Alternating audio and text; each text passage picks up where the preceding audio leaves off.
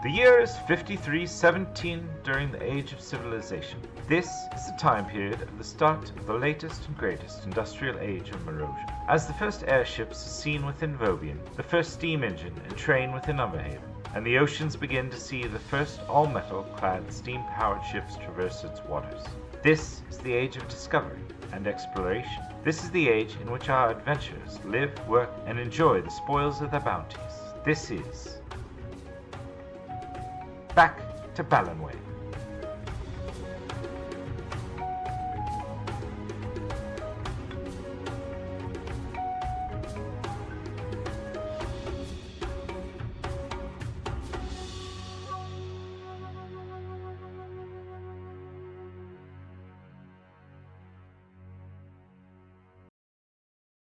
Day 9.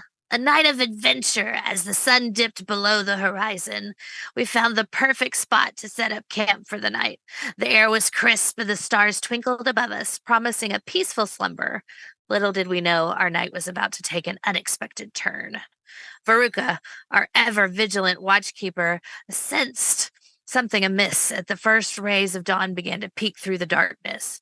Her keen intuition alerted her to an impending storm, one that threatened to unleash its fury upon us. Without wasting a moment, she hurriedly awoke Ada, our fearless guide. Ada quickly was on her feet, wasting no time in rallying the porters. With urgency in her voice, she relayed Veruca's warning, and the camp sprang into action.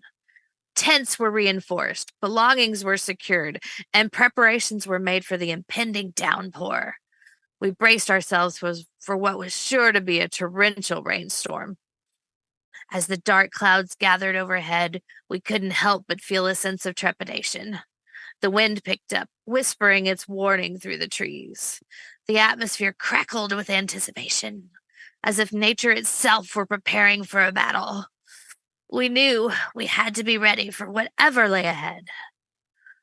With each passing minute, the storm grew closer. Its presence felt heavy in the air. The porters worked tirelessly. Their determination was unwavering. We watched in awe as they transformed our camp into a fortress, ready to withstand the onslaught of the rain and the wind.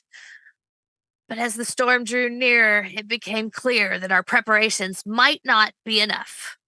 The rain began to fall, first as a gentle drizzle, then escalating into a fierce downpour. The sky unleashed its fury upon us as if testing our resolve. In the midst of this tempest, we faced a difficult decision. Should we brave the storm and continue our journey, or retreat to safety? The answer was not an easy one, for the storm showed no signs of relenting. Yet deep down, we knew that true adventurers never shy away from a challenge. With collective determination, we made the bold choice to press on. We packed up our camp, securing our belongings as best we could. The rain lashed against our faces and the wind howled in protest. But we stood strong, ready to face whatever lay ahead. As we ventured into the heart of the storm, a sense of exhilaration washed over us.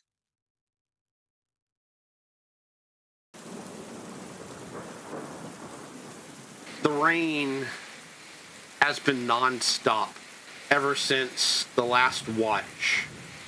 The porters have been diligent about packing up everything and trudging through the jungle canopy. Ada has been doing her best to try to lead the party through almost a moment of invisibility. Y'all's vision has narrowed to maybe 10 feet at the best. She yells back at the party as y'all hear once again thunder rolling through the sky.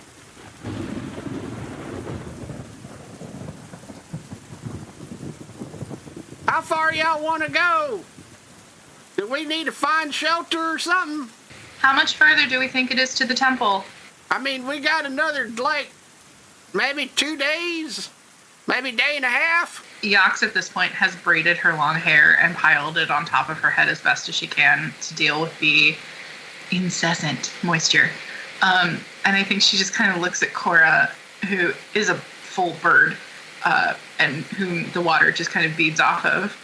And then she looks at Veruca, and she's just like, I'm wet. And I'm tired. And we've been walking a really long time, and my feet hurt. I mean, how long do these storms naturally last? I come from a place where it's plains. So when we get storms, they're like 2 minutes, everything floods, everything erodes. But this jungle, I heard that it could last for days. Oh, Sometimes. Weeks sometimes. Yeah, sometimes this stuff's magical, too. All right, then. Can Veruca do like some kind of nature check to look for a natural sign on like the potential length of this rainstorm? You know, like some flowers open up or they close in a certain way depending on like what the rain is going to be like. Yeah, go ahead and roll me nature. Can I put my hand on her shoulder and give her guidance? Thanks. It's not going to do much. It's a bad roll. Veruca just doesn't like rolling well. Yeah, and that's another bet. So that's a 9. Incredible. Thank you. There is no sign of any kind of foliage, any kind of fauna, flora, even to tell any kind of sign that this rain is going to let up anytime soon. I mean, what do you think? Hey, you guys, this is kind of some bullshit weather, eh? Yes, that's quite a It is. good summary of it. Are there, Ada, are we in a region of Ballinway where there are any underground caves or any caves or traditional forms of shelter that we could potentially take advantage of? I mean, we've already crossed a cliff face. I mean, it's going to get more rocky as we continue going forward. But yeah, there should be some caves and whatnot. Now, mind you, they get kind of dangerous. I mean, we could find one that just kind of cuts through the cliff face, or we could find something that's got a big old terrible critter inside. I mean, I'm not scared of the critters, but I am worried that if we just take shelter, we're not going to get forward, and eventually our food supplies will start to diminish, especially with as many, he's going to glance back at the numerous number of porters and followers, hangers-on that we have in this group.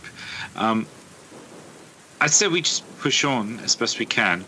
I can walk, and Maria could carry maybe like Cora and Yox for a while, and if anyone else needs a rest, we could kind of do a switch out, people riding Maria, and I can lead her to make sure everything's safe. But I'd rather not spend a week or two sitting here waiting for the rain to cease if it maybe never does. Especially since our benefactor may be in an area that's not getting hit by rain. So if we don't continue to forge the path forward, we may also kind of get stuck without a path forward. I would like to not be wet anymore. Can I be not wet anymore? Do you have some sort of magic that does that? It's called cover.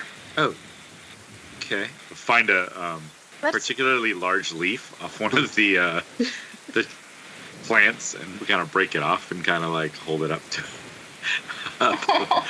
Like an umbrella. Do the porters have like oil tarps? It's all fine and dandy, but are we really going to carry an oil tarp as we walk through the jungle? Well, they got to protect her. There must be some level of protection on this stuff. But yeah, hey Dave, how's the rest of the caravan holding up here? The porters and stuff. How are they doing? Are they like is this business as usual? Are they mad? Are they? What do they want to do? What's your passive perception? My passive perception is 14. You kind of glance over at the entire wagon train of sorts, and it's almost an unemotional look to them. They're just doing their job. I mean, trudging through the jungle, the muck, the grime, the rain.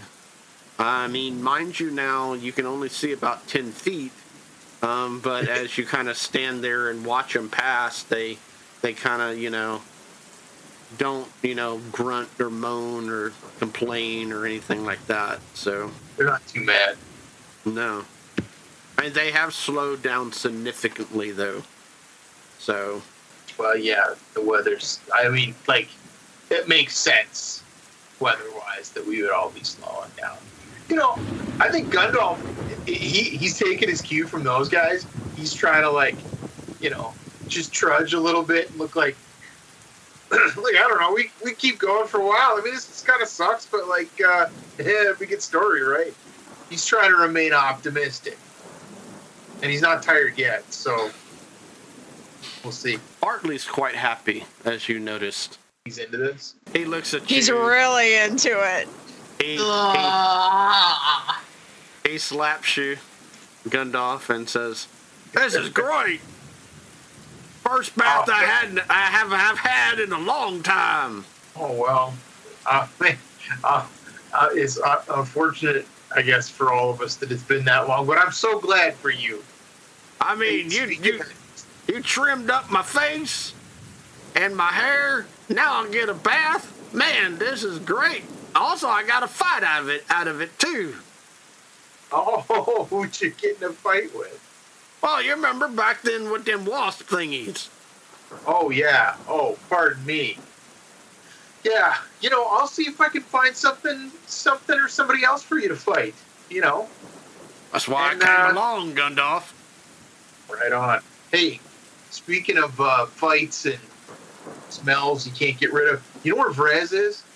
I mean, he just pokes his head around here, goes off, and then comes back. And I'm a little worried about him in this weather.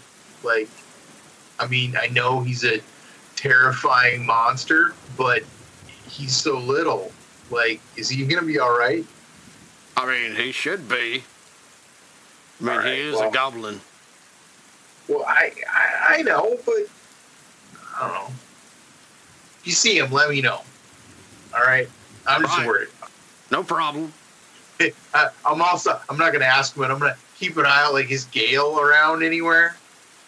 She has now, instead of, paying attention to Sir Benedict, she's solely paying attention to herself now. As you see, not a single drop of rain has hit her. I think Yox notices this, and she'll sidle up to Gale and be like, "Hi. Hey. Hi. Listen. It's miserable out here. Is there any way that you could, I don't know, blow these clouds away? Or vortex protect us from the rain? Because I'm going to be honest, I'm soaking wet, and Maxie, who is tucked under my arm, smells like a dog. And, this is miserable. So, if you could, do something useful, that'd be really helpful. I'd really appreciate it." Roll me persuasion check. This is gonna go great. The power of saying, if you could do something useful, I'd really appreciate it. Oh no, that's a hot 5. She looks at you. You see one of her eyes kind of perk up. But maybe I might be able to do something if you do something for me.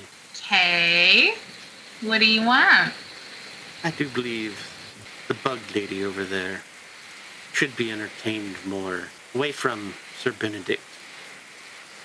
The bug lady. Who is she gesturing at? Veruca. Cool. Tight.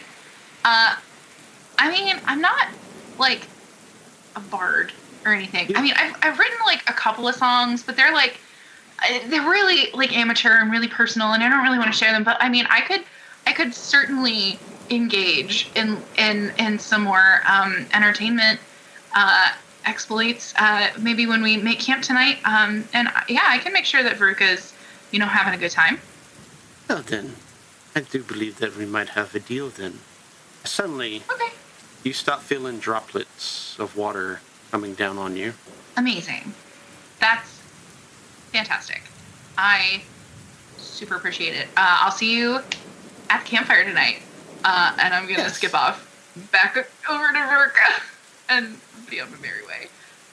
Yeah, as you do, occasionally the rain does hit you, though. So, but as long as you stay close to Gale, it does not. So y'all want to go ahead and continue going forth instead of trying to find a cave? Let's go for another half day. Right. Or more, yes. We'll reassess, I guess, as we get closer, yes?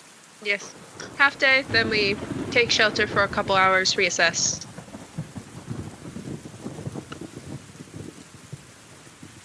As y'all continue trekking through this rain-soaked wood jungle, the half day passes by, and up ahead, it appears that y'all come in contact with a deeper, taller ridge. The rain still continues to come forth and doesn't seem to let up. However, Ada has pointed out that there is a cave entrance. We can do two things. We could either try to scale this wall, cliff face, or venture forth into the cave. It's up to y'all. But it's going to take some time to set this up because this cliff face is much taller than the one that we came up against last time. It's at least twice the size. It's definitely going to be slippery.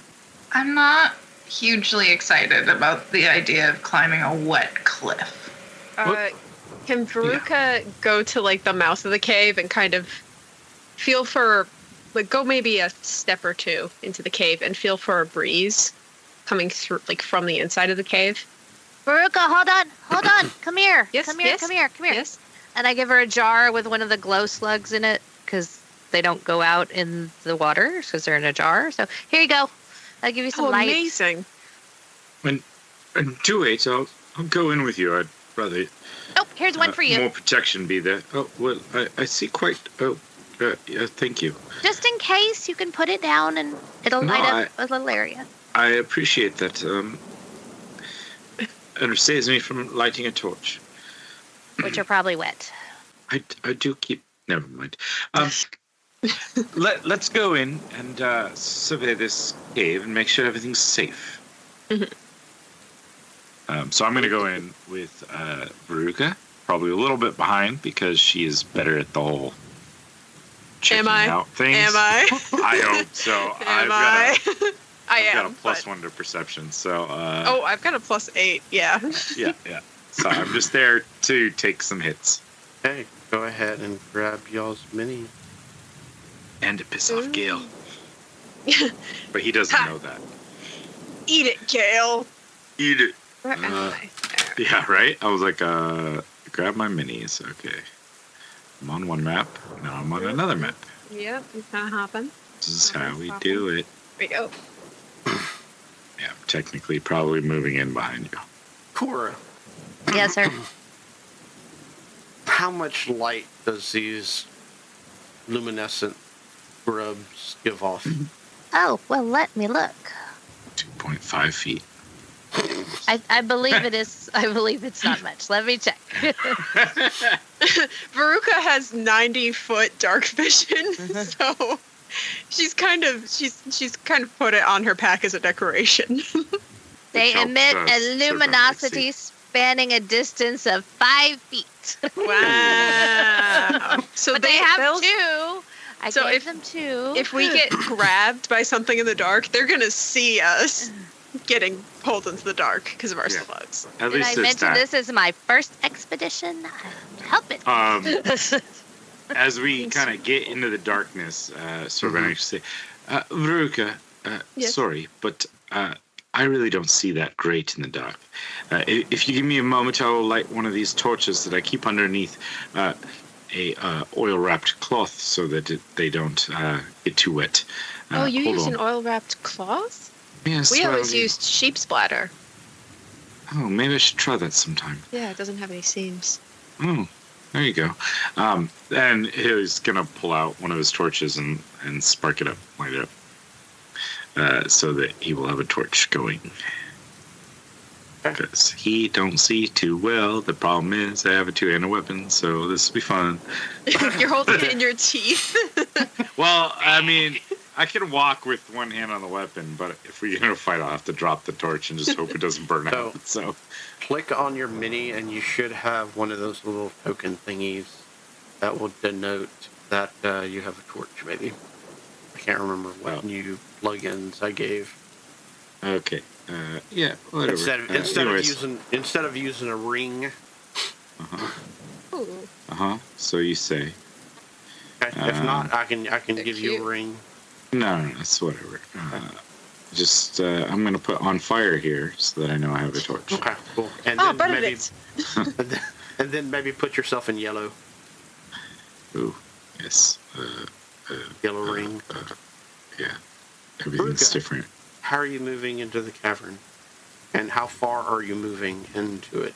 I think she's not moving very far into the cavern, because what she's testing for is... I think she's primarily feeling for a breeze coming from inside the cavern, so she's stepping out of the range where air might be kind of coming from the mouth of the cave. And then I think secondarily she's looking for, animal tracks. Okay. So let's go ahead and say that's going to be investigation. Investigation? Okay. Yeah. Okay. I mean, if you want to argue something like, say, maybe survival's a good one for animal tracks, that would be a... Yeah, or I feel like she's not searching for a breeze. She's not where's a breeze? She's feeling for a breeze. Okay. Which would probably be a little more perception. Yeah. So you're doing more of a breeze than searching for animal tracks and stuff like that. I think she's just making sure that it's not a dead end first. So how about this? You look for the breeze, and I will start looking for animal tracks using survival. Okay. That's a 17 from Veruca, because Veruca can't roll above a 10. 22 on survival for Sir Benedict, looking for tracks and anything the mud and the dirt in this cave might give away. It is definitely a deep, rich soil. It is not solid rock, especially in this area. And Sir Benedict, you see quite a few tracks come in and out of this cave. Most of them are small. A few of them are medium-sized. None of them are large. Perfect. I'll kind of tap Veruca on the shoulder. Veruca, dear. Yes. If you see, and I'll start pointing out the tracks on the ground, knowing that she's probably smart enough to figure that out once she sees them. The largest one I see is this one here. Dave, does that look like a predatory animal, the medium-sized one, or not? Actually not. Okay. And the medium ones, there's quite a few of them too, and it seems like there's a herd of them, or a small group of them. So these ones here are the largest ones I see, and as you see, they are most assuredly not a predatory animal. So, I mean, as far as direct danger, we're probably okay. I mean, obviously, as always, keep our heads open. There's always the opportunity. You do, however, there is a group of small ones, and they almost look like chickens, but they have rather large claws to be chickens, and you're pretty sure that they're predatory.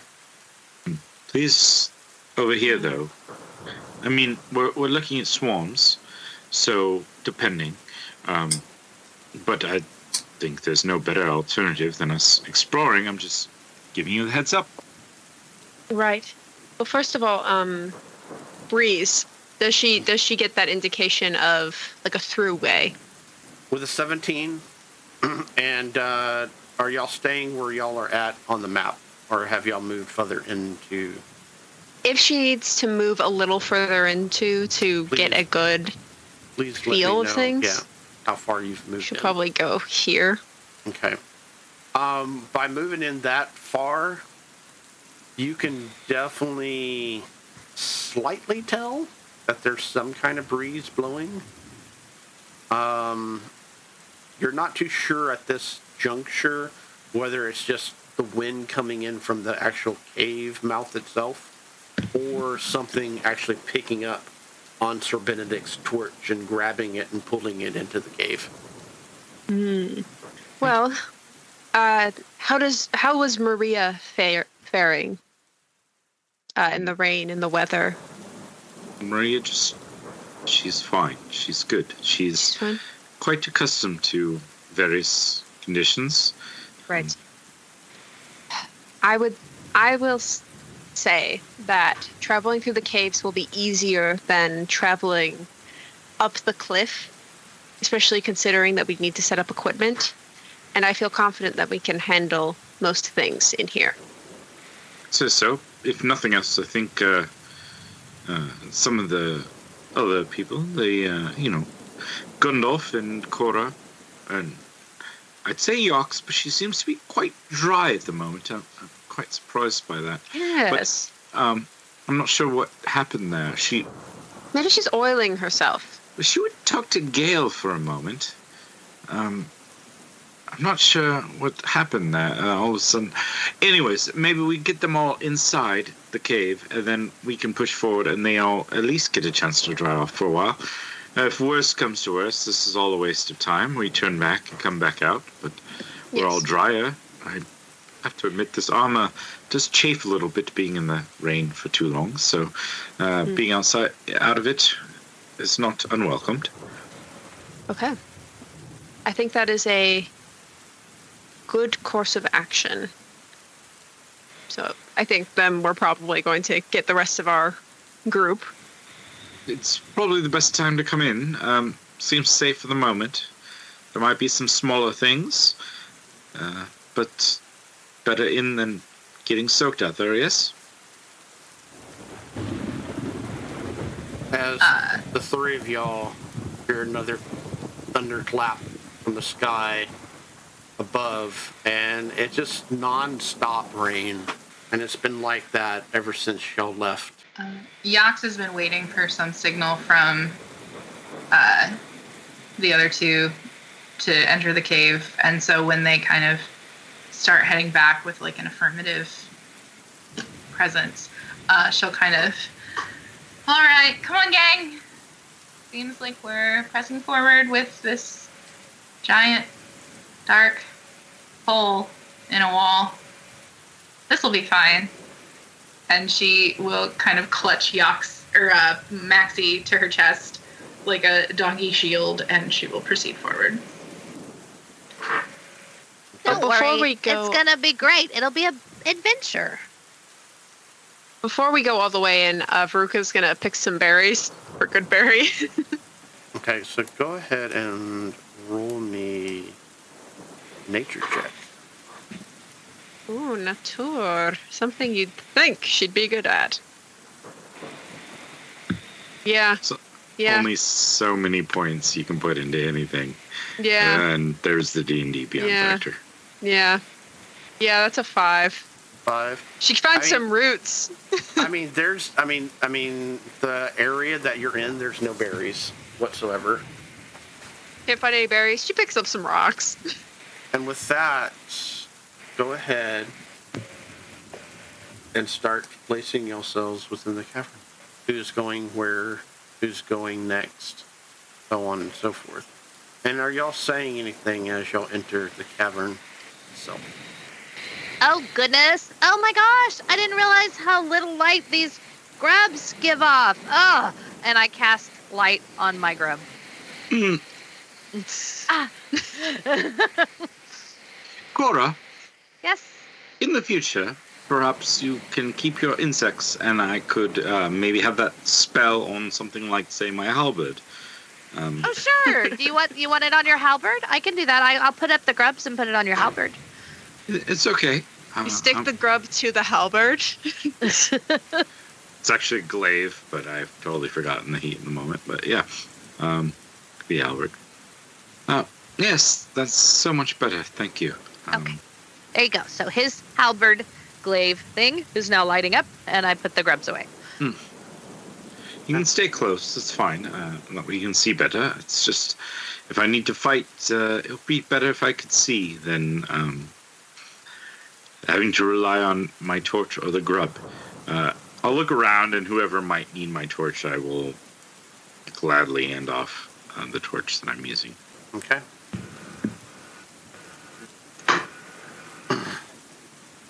And Cora's going to check the walls for stuff.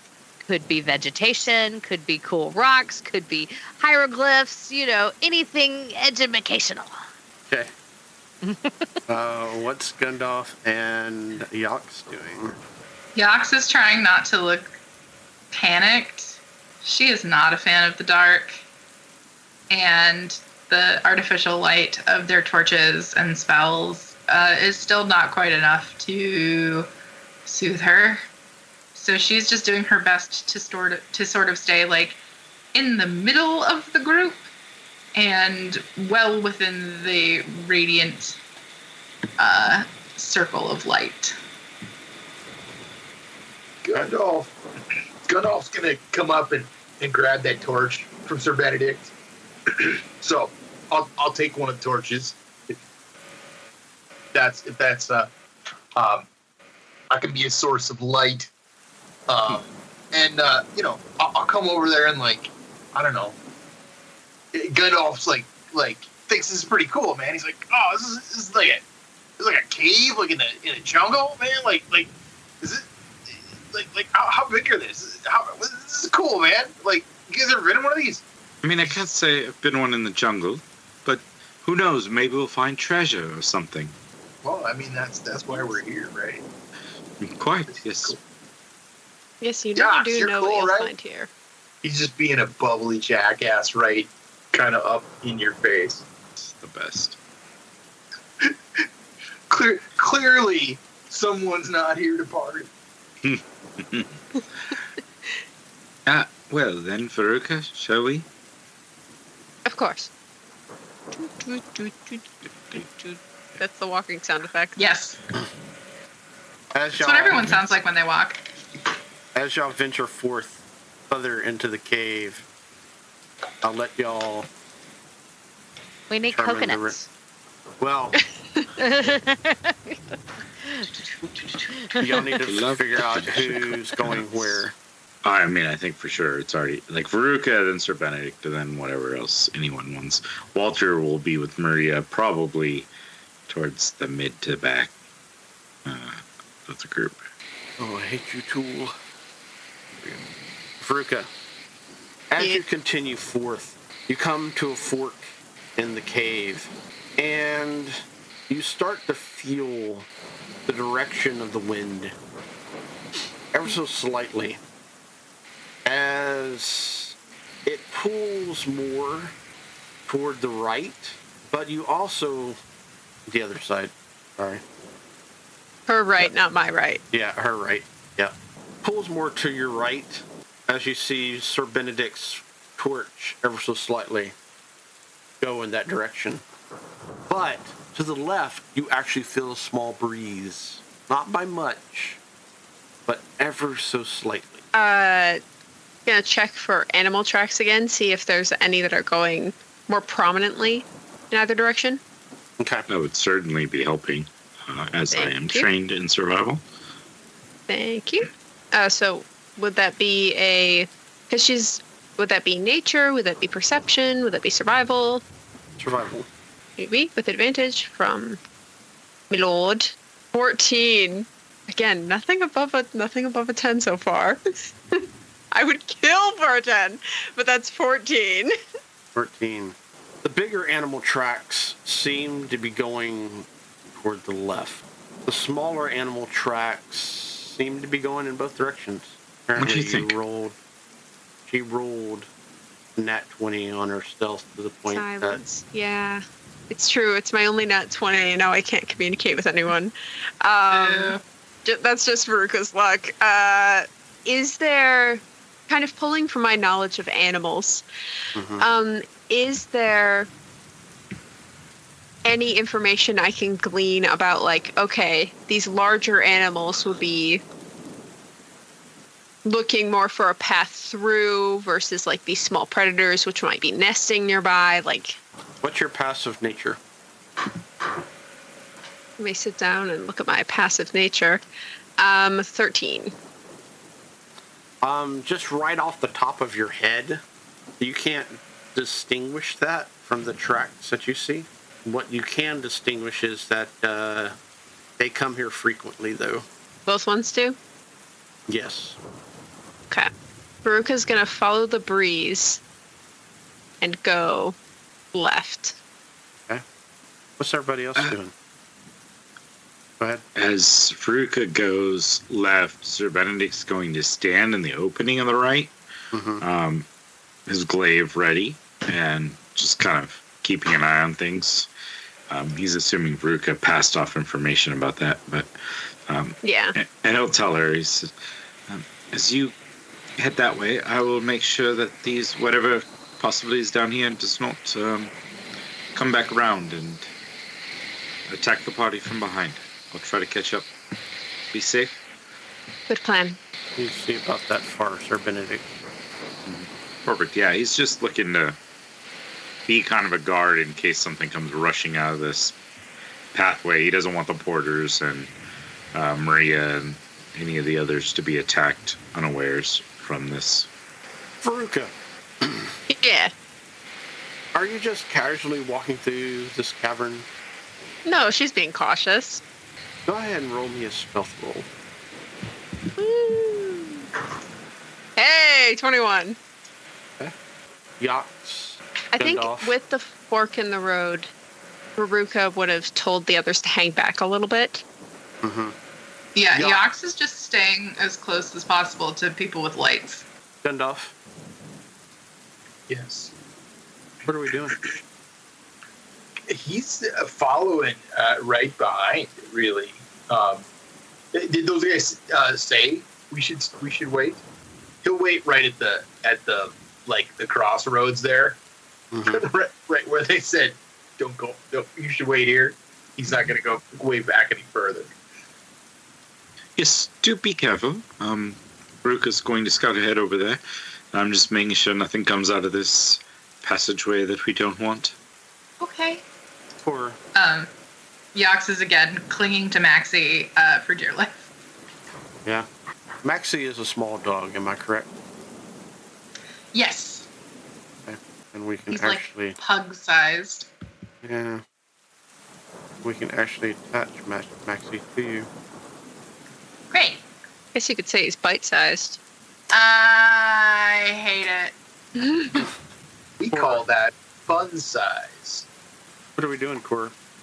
Exploring the cave. I'm looking at stalagmites and stalactites, and if there's any cave drawings and any maybe major warnings on the wall that my party did not even look for. Anything like that. We would never Danger. miss something else. Radiation. Was there a sign that says you'll get killed if you come in here? Like, Yeah. don't I go look- left. Surrender, Dorothy, anything like that. So, Cora, give me an investigation roll. Okay. 23. 23. As you investigate the area that you're in and the entrance, you do not discover anything hostile, except for the tracks that they pointed out. The strange chicken-like track seems to be a species of dinosaur that is about the size of a chicken. They hunt in packs of 15 or more, and their primary attack is stealth and razor claws, and of course their bite. But they have a tendency to climb trees and drop down from the trees onto their prey. But we're in a And cave.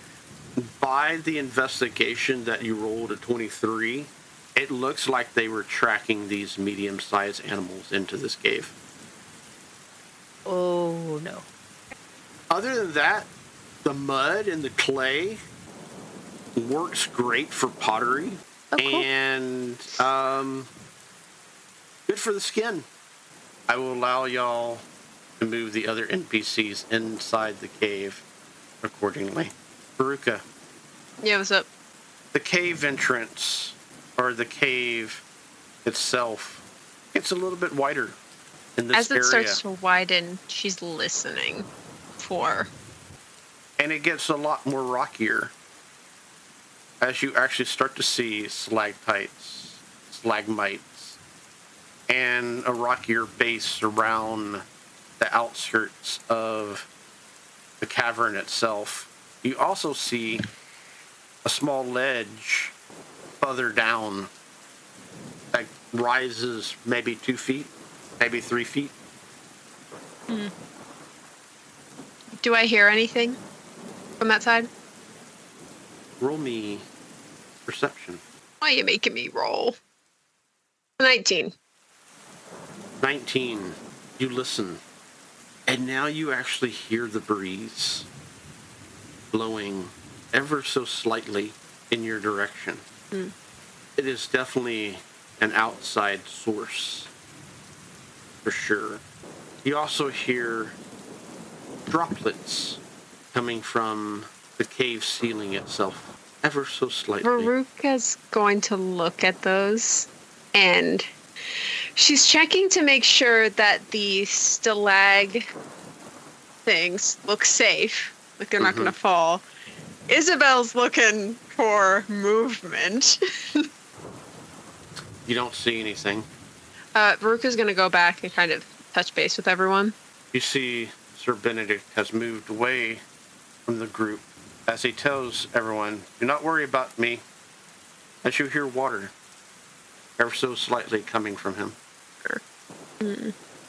Guys, Yes? these are dinosaur tracks. Oh, interesting. Yax whips around. What? Look, the little ones. Look at the little ones. Look, they're dinosaur tracks, and this tells me that they're little, about the size of a chicken. That's why they look like chicken tracks. But these guys are gonna hunt in groups of 15 or more. We need to be careful. They have razor claws, and they bite, and they have stealth. Well, And the path I that forgot just what went they're down- called, but I know what they're called, but I forgot. I'll think of it. The path that I just went down has a definite breeze, but that's also the direction that the prey animals and the bird animals went down. I think the birds came in here following the bigger ones, like to hunt them. So there's going to be a lot of the dinosaur raptor kind of guys. Yax, you look scared. Here. And I give her pick up a stone and cast light on a stone and give her a light up rock. Here, just in case you need your own light. May it shine as beautiful as you. Thank you. Much appreciated. And Yax is just going to take Maxie, who she has been clutching for dear life, and put him in her messenger bag so that the dinosaur chickens don't eat him. That's a good idea. Veruca, do you need a rock? You need a light rock? Oh no, I don't need light to see. You don't? You have dark vision? Yes, Oh my god, that's fantastic. Is it awesome? it's how I see.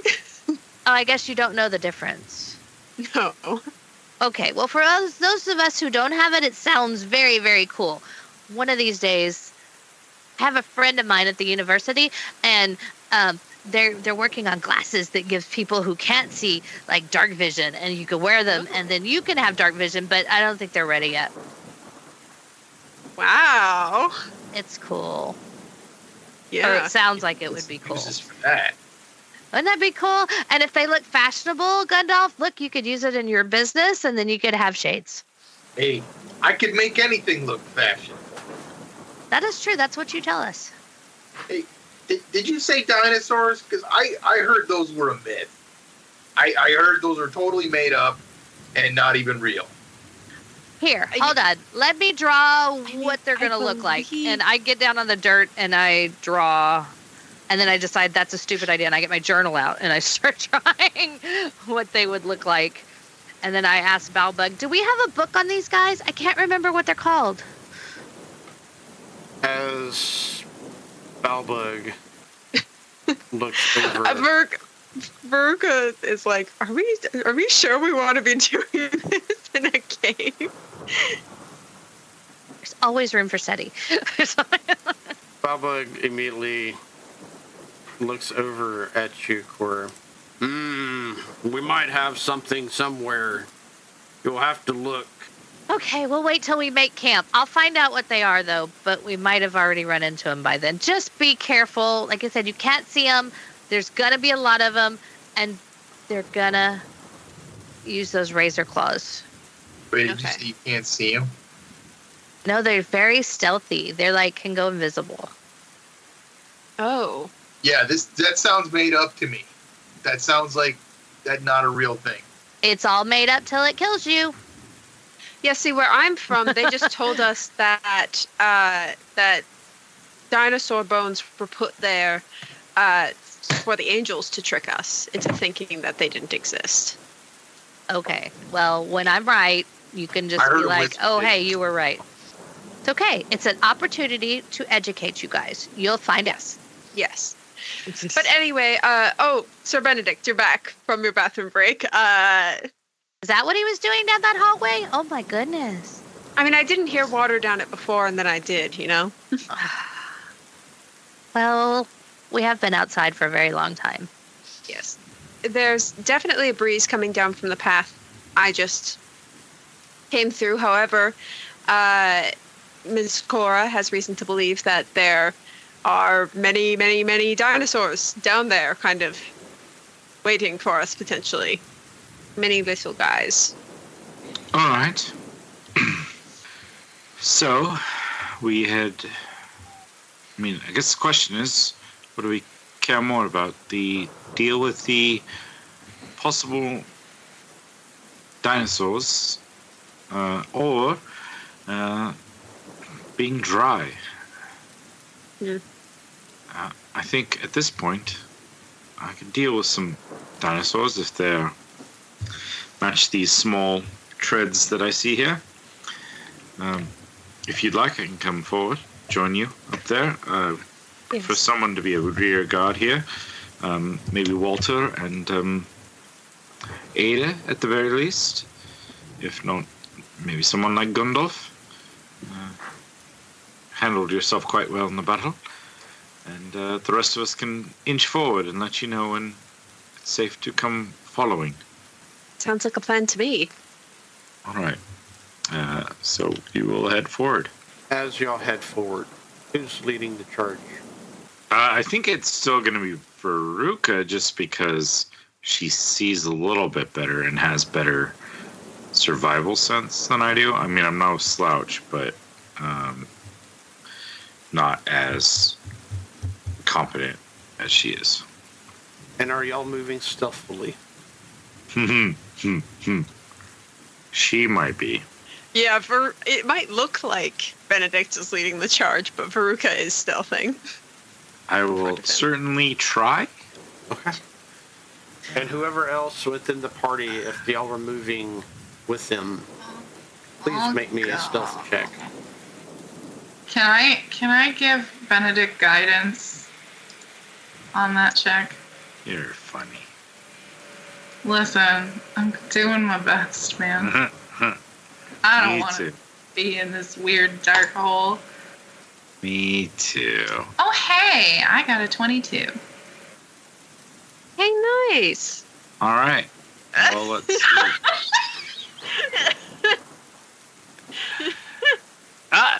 That's a 6. Oh. That's why I laughed at guidance. Yeah. Oh, honey. Oh, honey. What do We all have our strengths. I rolled a 6. Okay. 6. Yeah. strong. It's a strong So- 6. A strong number. A very strong number. Respectable. Veruca, Yeah. what was your roll? Dirty 20. 30-20. As you move forward into the cavern itself, Sir Benedict, what do you sound like? A lot of wet metal, probably. Sorry, was that to me? Yes, Yeah. that was Just you. trying to fix it. I was trying to fix Oh, okay. all sorts of bad things happen. Yeah. It's really just like the metal itself isn't normally quiet, but then Mhm. the fact that it's wet just makes any padding not really work so well. And I think a lot of it is Sir Benedict's just really uncomfortable being wet in all this metal and all the armor that he's trying to be quiet, but it's just really tough for him to do that and still stay on his feet. So he is kind of clanking around a little bit. He winces at every step, knowing that he's not at all quiet. But he's trying. Veruca. Yeah. The cave seems to be going in an upward fashion. Mm-hmm. Every few feet or so, the rises go up 2 feet. Promising. First 2 feet. Next is 4 feet. Mm. The next one, 6 feet total that you have risen from the initial entrance itself. Like stairs. And you definitely feel the breeze even more so as you continue down this path. And you see actually Sir Benedict's torch ever so slightly flicker. Now, do remember, I don't have the torch. That I have light on me now. Oh, you have light. Okay. Well, Gandalf so no. has the torch. What Okay. monstrosity would make the light flicker? I know. So, Oh no, it's a dispel magic area. God, these raptors know dispel magic. as it continues forward, Veruca, you start to notice slightly up ahead that, unlike before, it widens out even bigger. As the cavern opens up, the ceiling, literally, you can see the tree roots coming through the tops as they just drip constantly with water. As various areas start to pool, you see stalactites and stalagmites as big as Maria and as small as a hand-sized ball. The drops of rain trickle as you look to the right. It seems to drop off into some kind of cavern below, a hole of sorts. Beyond that, the passage continues. Well, we've ascended this far. Say we continue with caution. So now she's sticking tight to the stalagmites. Lights come up. The M comes up. T goes down. Oh, okay. She's sticking close to those, kind of using them as some kind of cover. Okay. I think that's called the sunk cost fallacy. We don't have to keep going just because we've come this far. Do we though? I think we do. I think we do. Yeah, Besides, we are pulling up her going breath. up. We basically found stairs. We have to fight some little guys for the stairs, so be it. Sir Benedict. Veruca. Mm-hmm. I'm getting away from Sir Benedict. I'm bright Stay away light. from me. Hey. hey, Let's crap. go. Let's go. There you go. Just like wedging herself in the stalagmites. Give me a acrobatics or athletics Hey, I do a kickflip. roll. Please, God, please.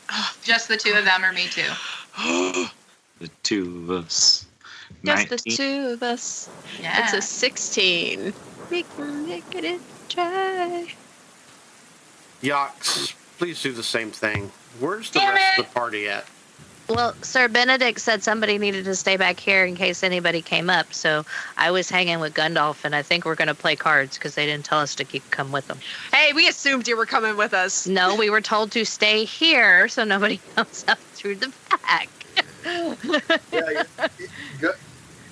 Gundalf and Vrez were like hanging out up here, like we were just gonna wait for them to give us the signal to go, to follow them. If it's time to follow them, then we'll follow them, man. Yeah. What do you roll? 16. 16. You're not too sure, all three of y'all, what had happened, but you heard a noise from above, and it was almost like the ceiling spit at you. Rude. And Spit you back. moved just in the right direction, just the right time, because it was extremely sticky, the substance. And it wasn't just a glob, it was a tail. And this tail seems to be these giant, rather large, spider-like beings. You said they had tails. No, the filament had tails. It is a spider trying to stick you. And they're not spiders per se. They look like spiders, but they also look like giant crabs. Ooh, that could be good Everyone, eating. Please make an initiative roll. Did you say that could be good eating? Could be good eating. Yeah. Let me tell you, initiative, one of Sir Benedict's other strong points. Oh, I bet. Is it? Oh, I bet. Oh, Can't wait. you know it. You know It's it. gonna go great. I see that roll. Oh, no. Oh, see, I got that too, but I added 20 to it. Those that are not rolling D&D Beyond, please tell me the number that you roll so I can type it in. So far, everyone has rolled. Okay, good. Okay, there we go. That should have been rolled with advantage, so I just rolled twice. The second one is better. What is the second one? 20. 20. Okay, it calculated. Okay. Future, you can right-click the Yeah, score. no, I just forgot to do it, man. That's all I good. do all the time too, so no judgment. Hey, there's like a shit ton of borders in my way now. Can I move on the other side of them before we Yeah, start? you can move through them. All right. So They're not even really people, so you can just move through them super easy. Ouch. They are people, but you know, for They're a minor simplicity's sake. contact, dear. Yeah. Here, One of them is. I'll just move all of our favorite NPCs down. Okay. The three top ones are, because I think that's what 1 point buys me. I don't have a Walter in here. I thought I added him. Okay. And with that, Ruka, Yeah. you were first. Could I have done a reaction to that initial attack on us? No, that was a surprise. Wah, wah. Okay, well. Yeah. Well, first attack. This And this they cutie are, right here. They are 15 feet. Well, luckily for you, I'm a ranger. Okay. So just to let everybody know, they are 15 feet above y'all in the ceiling itself. So. Okay. So I'm going to attack with a crossbow. Dave, does a 25 hit? 25 hits, and this is what. Awesome. And for everyone that is looking at them, this is what y'all see. Okay. I'm gonna mark it as my favorite foe. I'm gonna roll that D4 of damage first. Oh, lovely. Oh, nice. So that's 11 damage right off the bat, and I'm gonna double check my Dread Ambusher stuff. Okay, so then because of Dread Ambusher, I get an extra weapon attack as a part of my action since it's my first turn. So I'm gonna hit him with another crossbow bolt. Okay. Oops, nope, didn't mean to roll that one. I want to already calculate the 11 damage already, so you don't have to tell me Okay. that. 11 damage, so that's 23 to hit. Hits. What? Yeah. That's 6 damage, and then since I hit him again, I think that's another d4, so that's 7. And then an additional d8 since it's the Dread Ambusher attack. So that's 7 plus... Ooh, 7 plus 8, so that's 15 damage. 15 damage. It takes your hits and skitters and screeches at you, but it's still alive. How's it look? It's bleeding, for sure, and it's bleeding like a blue-type blood. Is it the Cora. kind of blood that a crab might bleed? And is it tasty looking? You're untoo sure at this present juncture. Cora, what are we doing?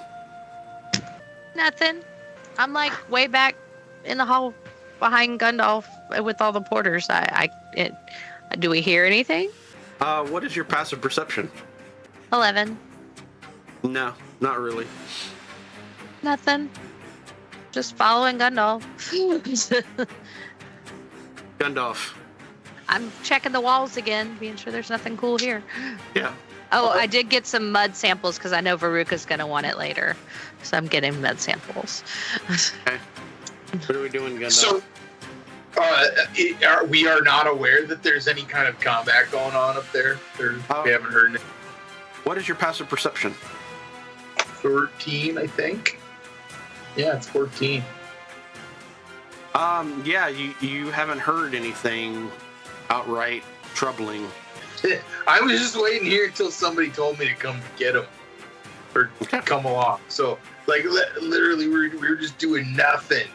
I'm telling Vrez to keep an eye out. Okay. Ooh, tell me some more of those jokes that Yox doesn't like me to hear. Okay.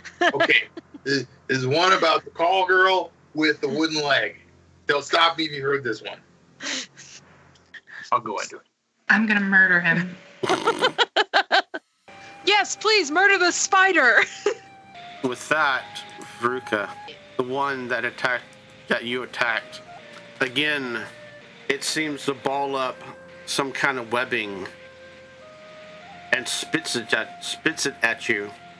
Misses with a 10 as it starts to climb down the wall itself.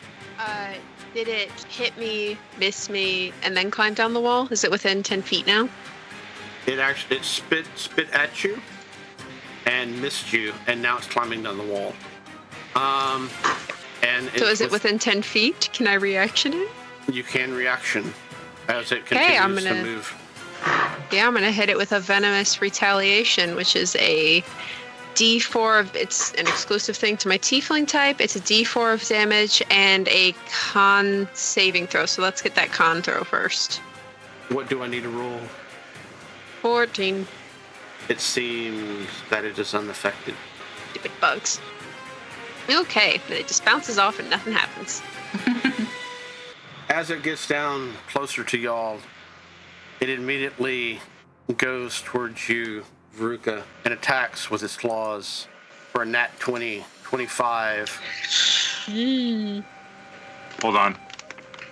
As a reaction, I'm going to use my magical item that I have, the Guardian Emblem. I have 3 charges on that. And as an action, you can attach... When you or a creature you can see within 30 feet of you suffers a critical hit while you're wearing this item, you can use your reaction to expend 1 charge to turn the critical hit into a normal hit instead. Okay. I forgot I had it last game. Sorry. Thank you, Benedict. Take 10 points of slashing damage. As I also need you to make a poison saving throw.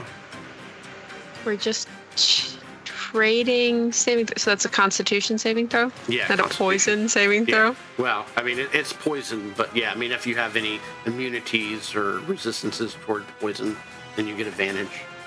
That's a 13. 13. It does not affect you. With that, Yox, Yeah. So what I would like to do. It is not your turn. What yet. the shit? Instead, it is the cave spider thing above you. Does a 22 hit. Such an ass, Dave. As it webs up another ball and spits it at you.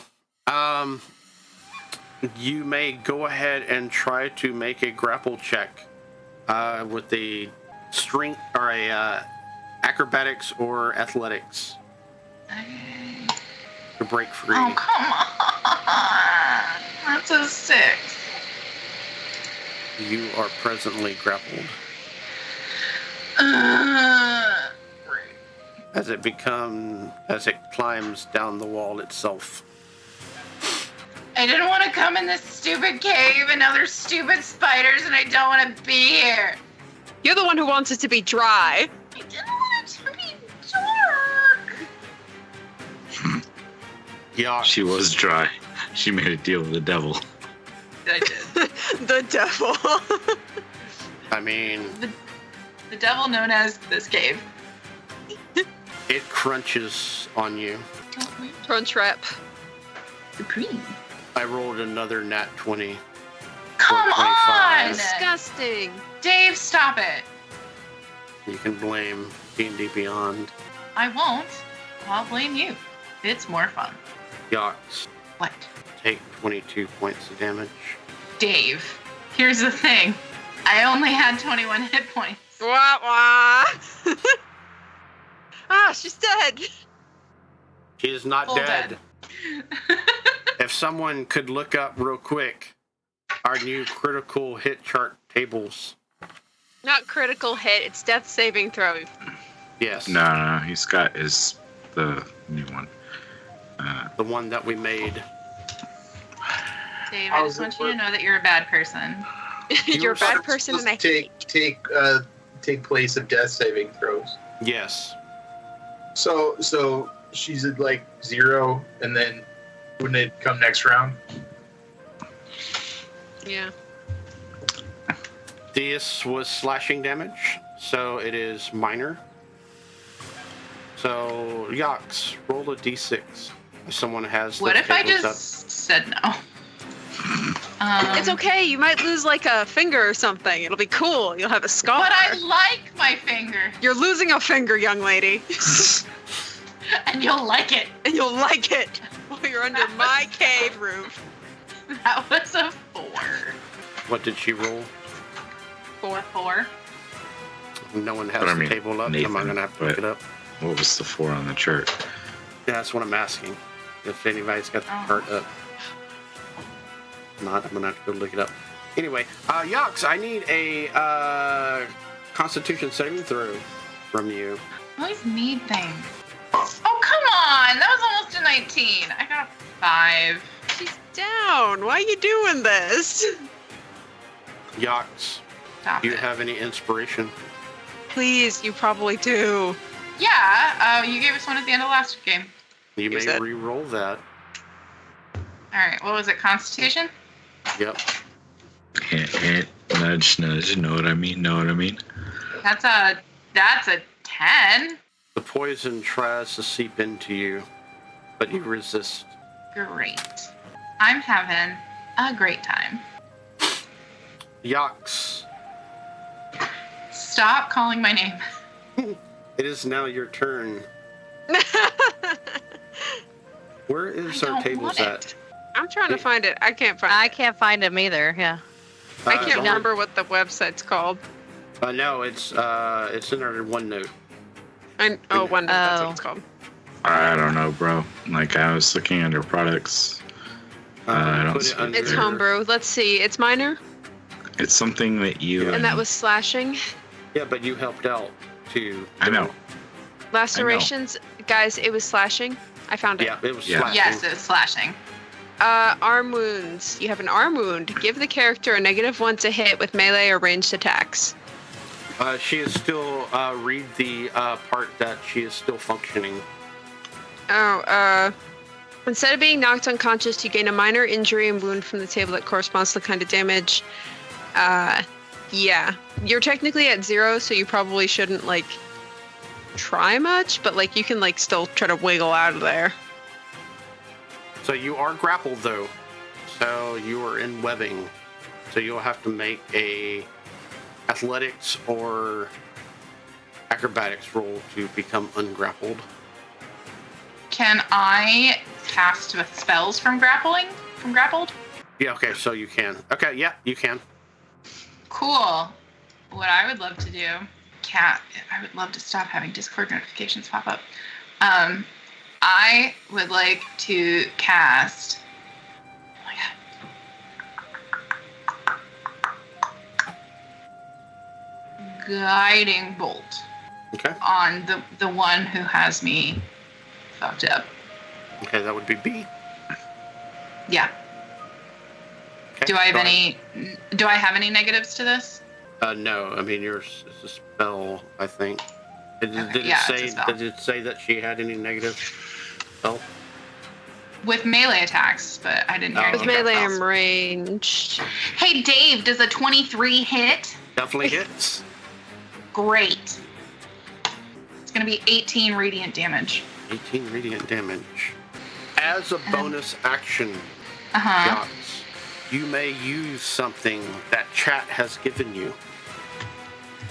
Thanks, chat. Was it my husband?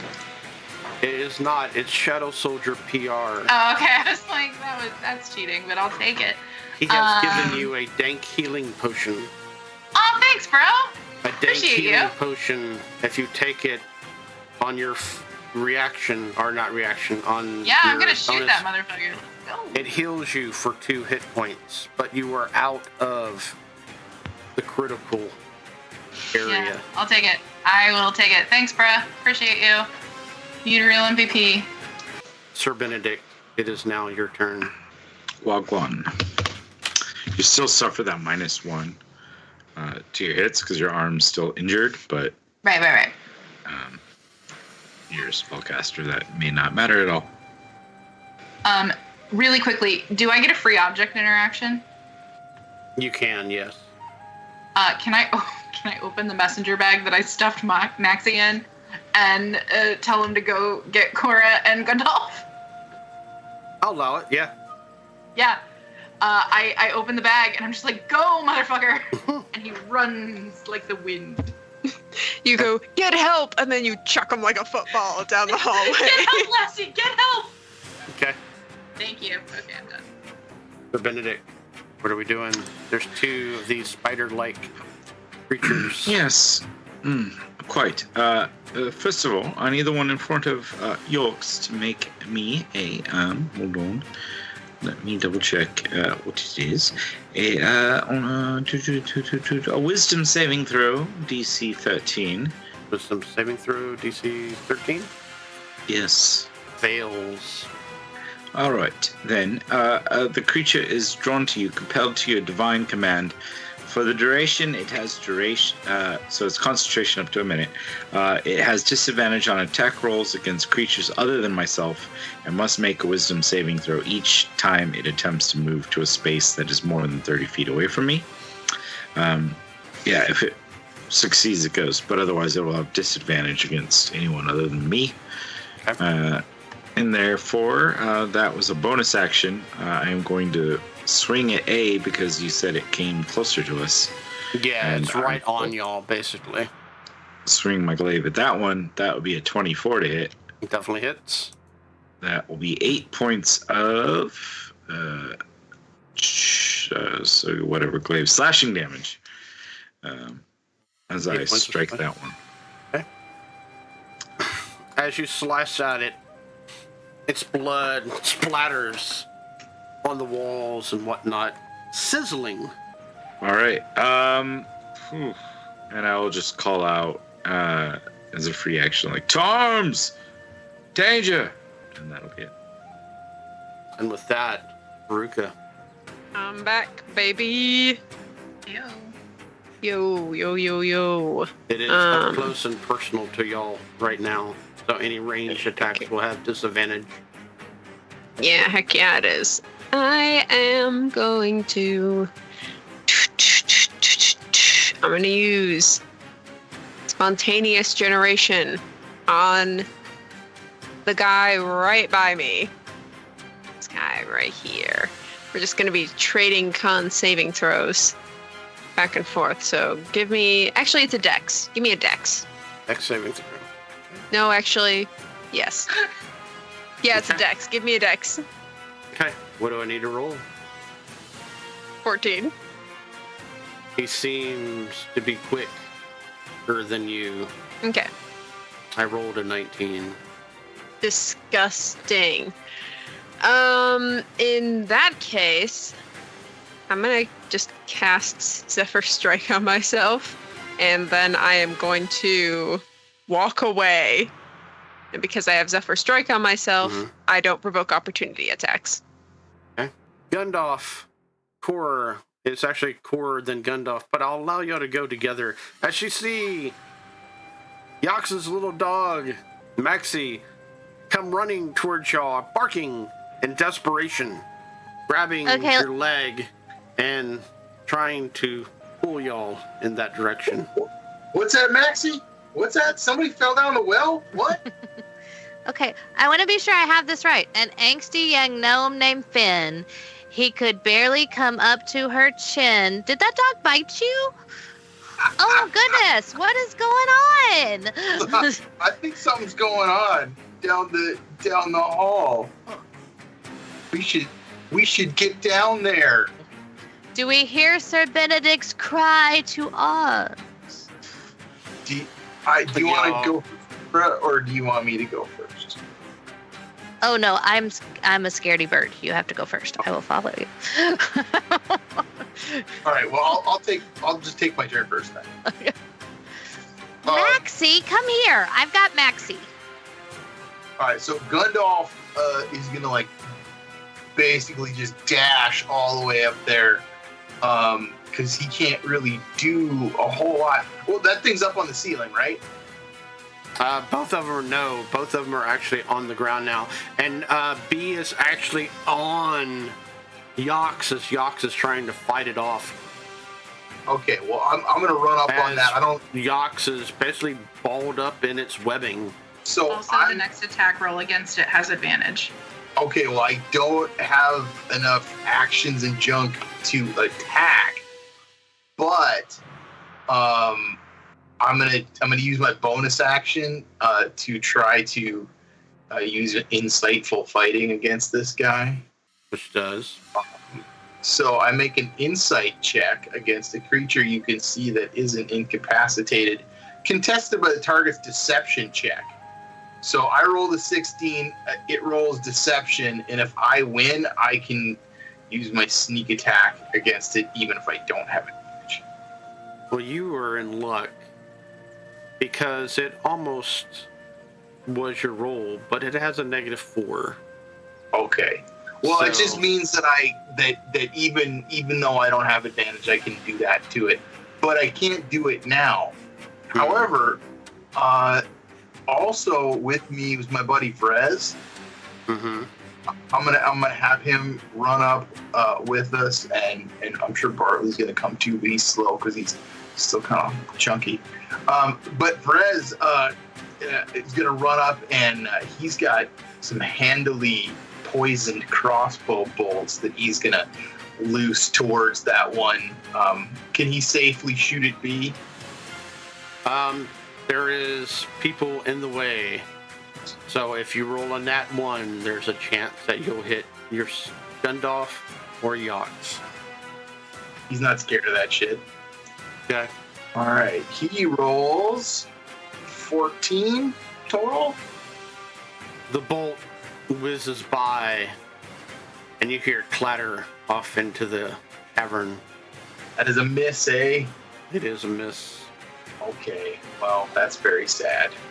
That's the end of my turn. Or, what are we doing? I'm looking up something. Sorry. Hold on. Okay, cool. So I'm going to go about right here-ish. Or Walter. Move a little bit, Walter. Thank you. And I have Maxie with me. And so I can see Yox, correct? On the ground, yes. Yeah, and she's not looking good. No, I mean, she's balled up in webbing. You'll have to make a medicine check to determine exactly how bad she is, but yeah. But in general, I know she needs healing, right? Yeah, pretty sure. Yox, feel better. It'll be okay. And I do healing word Okay. for 5 points of healing. By the With power of the cheerleader, you feel better. With that, the Spider A attacks you, Sir Benedict, and horribly misses. Excellent. As it strikes out again and horribly misses again. B looks over at you, Gundalf, and swings. There's a 23 hit. It's a disadvantage, my friend. It is a disadvantage, okay. Because it failed its save against my compelled duel. That was A. No. I put it on B. Oh, you did put it on B, okay. The one in front of Yox, because I'm trying to Okay. protect my friend. Oh, okay. So I got confused. Okay. So hold on. Let me change that real quick. And then do over here. Cool. Okay, that's got a negative. Okay, let me re-roll. Okay, so I re-rolled. And does a 14 hit? 14 does not. Okay. Don't know why I clicked that, but okay. Okay. Does a 16 hit? Yes, it does. Only so much I can do. It slashes out for 7 points of damage. I need you to make a Constitution saving throw. 17. The poison tries to get into your system, but you resist. Yox, you're feeling a little bit better, but not by much. But you're still in this ball of webbing. I am. I would like. Feel free to say no, but I would like to do some fuckery. Okay. I would like to cast Word of Radiance. Okay. I would like to target Spidey number B, and also the webbing. Can I do that? What does the spell do? You utter a divine word, and burning radiance erupts from you. Each creature of your choice that you can see within range must succeed on a Constitution saving throw, or take 1d6 radiant damage. And the range is only 5 feet, so I might actually not even be able to get the spider. Yeah, it's Or going to be. is it on me? No, the actual webbing is on you. The spider, however, is like next to you. So I'm gonna rule you either can do it on the webbing itself and free yourself, or stay webbed and do it on the spider. I will go for the webbing to get myself out of it. Okay. And you don't have to roll. You burn it away. Cool. Tight. So that was my action. And as a bonus action, I would like. I'll take an opportunity attack if I move away, though, won't I? Yep. And you are prone, by the way, too. So. Oh, well, disadvantage them. I'll use my half of my movement to get up then. And They then, do have, as Sir Benedict mentioned, they do have disadvantage to attack you, though. oh, cool. I love that for me. Then yeah, I'll take the chance to yeet myself over here. Okay. The right number. Does a 16 hit? Just hits. Lashes out towards you for 6 points of damage. And oh wait, no, I am still up by 1 point. Cool. Please make a poison saving throw on. Dave, I need you to stop asking me for this. 19. 19. The poison you resist. You are able to move away at half speed. I think as I'm limping away, I just go, ow! Sir Benedict, it is your turn. Yes. Quite. I know. I'm trying, dear. Stay in there. Stay away. I'm going to attempt to strike the A one with my glaive. 16 to hit. 16. You quickly realize that is the exact number that you need to hit them with. So it's only 5 points of slashing damage, but I am going to follow up with my the back end of my glaive swings around, but will miss as I attempt to like slice down and then come back up to try to like just kind of bludgeon its face and drive it back. It'll take 5 points from the first strike, but of course I missed the second strike. Blood once again drips from it, sizzling the ground. As we go back at the top of the round, unless if Vince or Benedict is doing anything else. Veruca, what are we doing? Sorry, I do have Walter, and I forgot that I upgraded Walter, so he's actually a little bit better. Not by much, but he will move forward and attempt to make a, I think what we have is a simple weapon, so that would be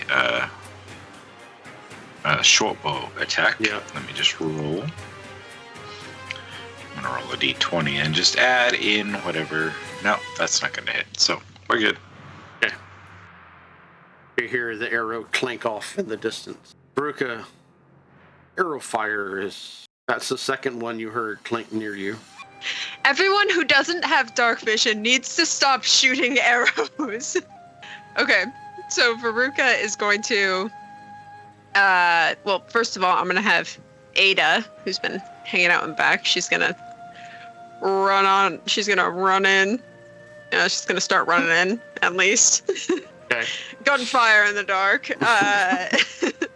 And then Veruca is going to make another crossbow attack on our lovely, handsome A. Okay. You need 16 or higher to hit. Yeah, it's 22. Does that hit? Definitely. Like I said, you need a 16 minimum. Yeah, and since he's my favorite foe, I'm going to add that d4. Okay, so that is 7 points of damage. As it takes it, it squeals. Sir Benedict, I need you to make me a dexterity saving throw. Oh, I love that you chose my strongest saving throw. That is a 1. As the blood splashes, oh my God. you hear a sizzling noise as you take 3 points of blood acid damage. All right. 3 points of damage. Is there anything else you would like to do, Veruca? I'm trying to find Ada's information to see if she has. Gundalf has a torch, right? Yes, he has a torch in his hand. Okay. Her gun. She would only be able to see B anyway. Yeah, her slight mites. Her gun can hit, I think, 40 feet, and I think she's maybe with. Oop, sorry. Yeah, she's within that. So she's gonna try and shoot him. Okay. Which is a +2 to hit. Okay. I'll roll. Come on, Ada. Come on, girly. Come on, girly girl. I mean, it's an 8, so that's a 10. So, yeah, y'all into hear the dark. Loud bang. Whoever's near her echoes into your eardrums, Right And- into Bartley's ear. and it just ricochets off various rocks, formations, and whatnot into the cave itself. With that, Horror, what are we doing after the loud bang goes off? Nothing. I'm hiding behind Balbug, who's not going to let me go any further into there because there's danger. So I'm just like looking around him, trying to see what's happening. But yeah, not really doing anything. Okay. Because Yox is, I think, out of my range. And she got hit again, didn't she? Did you get hit again, Yox? Yes, but I still have a whole hit point. So I'm fine. I'm fine. She's 35 feet away. Hold on. Okay, so I'll do healing word again. And just tell her, as soon as I can get there, I'll help you out. And she gets 4 more hit points back. Thanks. Love you. Mean it. Gundalf. Gundalf taught me another limerick. I have to teach it to you. God damn it, Gundalf. The spider is upon you. What are we doing? I want to fight him. Okay. Was he fighting me back, or is it my turn? It is your turn. Sweet. Okay, so he's within range of fighting. He's like, less than 5 feet. 5 feet. However you want to call it. He's up on you. You can see his grill. Okay, neat. Well, then I'm gonna short sword him in the face. Okay. Does a 14 hit him? 14 misses. Okay. I've got this stupid torch in my other hand. I'm gonna throw the torch in his face as an offhand attack. Okay. What kind of bonus do I get for that? Just regular roll, no dexterity. This is offhand. I don't get my dex bonus at all. Normally, you No. don't. You just don't get your damage bonus. Well, I rolled a 17. That's right. You don't get your damage bonus. But yeah, at 17, you only needed a 16 to hit. You hit. Okay, well, I threw a torch at him. I don't know if that does any damage. Go ahead and give me I'm going to say roll a d6. Okay. 1. It squeals a little bit and backs ever so slightly away. Go ahead and you have an attack of opportunity. Oh, seriously? Hey, you know what? I'm going to, since my hand is free, I'm going to whip out my other sword and just stab him. Okay. How's that sound? I mean, it'll sound cool. I should just hit him with the other one. It's in my hand already. Okay. Well, in any case, sad. I was trying to be cool and then was indecisive and just rolled a 9. Yeah. With that, though, A attacks you, Sir Benedict. Oh, I got some other dudes, man. I got Brez and stuff. Go ahead We're gonna and roll. Is that cool? Yeah, they can only see B, though. That's all right. Brez is going to take another shot at him. So he rolls. Well, he only got an 8. That's very sad of him.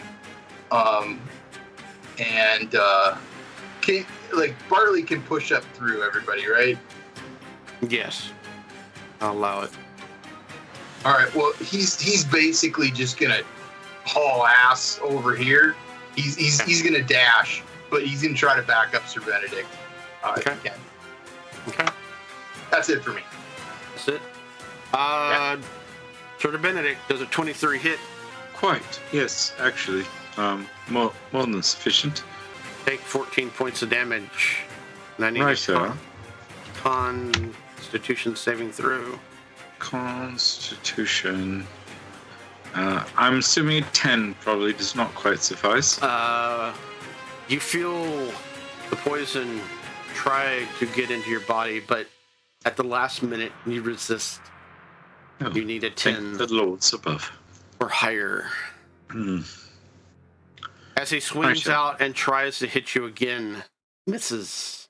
B, however, doesn't like your fire, Gundalf, and instead, Still at disadvantage, my friend, just so that you know. though, Oh, actually, I do need to make Constitution saving throw. Still at disadvantage. It just occurred to me, Dave. I could have used my sneak attack damage with the torch. I'll do it next time, but that would have been hilarious. okay. However, Gundalf, it spits at you. Does 11 hit you? No way. As the glob misses you. Yachts, what are we doing? Does crying in the corner count as my action? It can, if you would like it to. No, that's cool. Which one of them is looking more fucked up? A rolling medicine check. That's gonna go well. Oh, actually, my medicine is pretty fucking shit. Yes. 8. I mean, just from generalized looks, I mean, the one on Sir Benedict looks worse than the one that hit the crap out of you. Great. I'm gonna cast Guiding Bolt on that one. Does an 18 hit? 18 definitely does hit. You only need a 16. Great. It's gonna be 12 radiant damage, and the next attack roll against it has advantage. Yucks. I hate when you say my name. I know, but this is a good I don't believe you. way to say your name, though, because it's not gonna need that disadvantage. What does this look like as it only had 12 hit points left? Amazing. So Yax is gonna she's annoyed. She feels embarrassed and like she's made a fool of herself in front of these people who are supposed to be her friends. So she grabs the energy out of the air and just as if she was slow pitching a softball, brings it under and just fully wills it into this thing's face, yelling the whole time, just nah, you bastard. She doesn't know where Maxie is. I don't think she's 100% registered that Gundalf and Cora have come to their aid. She's just mad, and she feels like Benedict and Veruca are going to look at her like a small child that needs protecting now instead of as a full member of the party. And she just puts all of that rage and frustration and embarrassment and just what even the fuck is my life right now into sending this crackling spider webbing bolt into this stupid bastard spider. Yeah. And with that, Sir Benedict, you see it all happen before your very eyes. Is there anything else you're doing, Vox, before we move to Sir Benedict? I'm gonna say maybe. No, I'm gonna stay where I am and lick my wounds a little longer. Okay. Sir Benedict, what are we doing? I'm going to see this spider fall dead due to Yox's amazing shot. And I'm going to kind of look over and give her a smile, as best she can see underneath the visor of my helm. Give her a thumbs up with my free hand. But then I'm going to step in, sort of. I mean, I have a 10-foot reach. So basically, I'm going to step here and swing at B. Okay. So I'm going to take a glaive strike.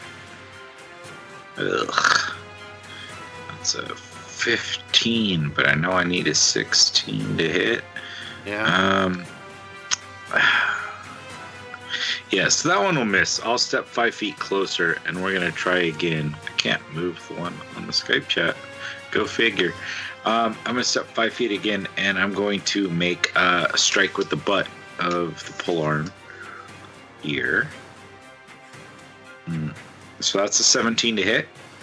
Okay. That'll be 5 points of damage, but then as I strike and I feel it strike, I'm going to channel divine energy into that, and I'm going to use a divine smite, burning one spell slot to do an extra 2d8 of damage, because I think that's what it said, right? Just double check that I'm not cheating. Let's see. Polar Mastery, features, Divine Smite, 2d8 extra radiant damage, so we're going to do that, because I'm tired of this. 4 more radiant damage, because I roll like hell. Okay. 9 totals. Yep. As it screeches, it is still well in its reach of being alive and well, but has taken damage. As you see blood splatter and sizzle in the ground. Veruca, unless of Sir Benedict wishes Walter to go. Yeah, I might as well. Walter will take a shot. Let's just roll a d20 and see how close we get. His short bow planging misses wildly. We're good to go.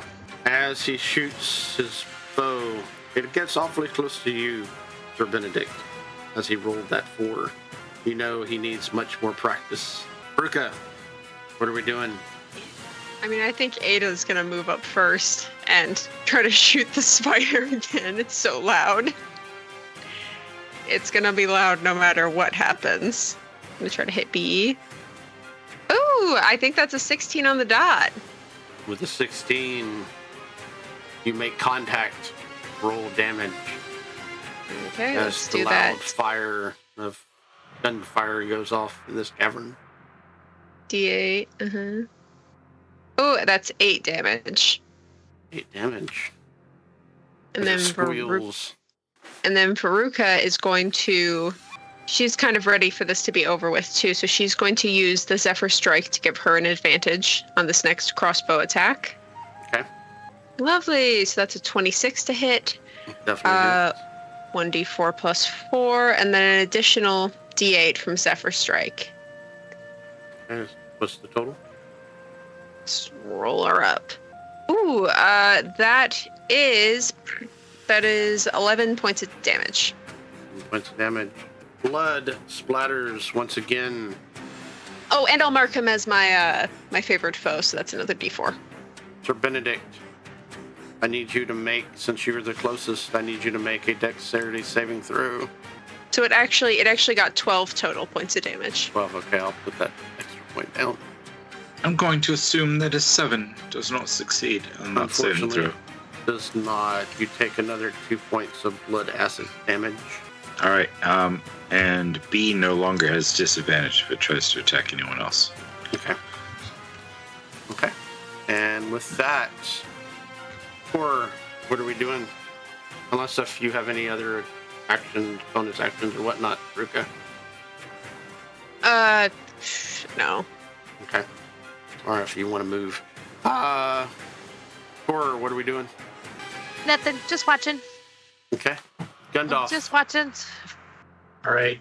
Gundalf has been lining up his shot for a bit here.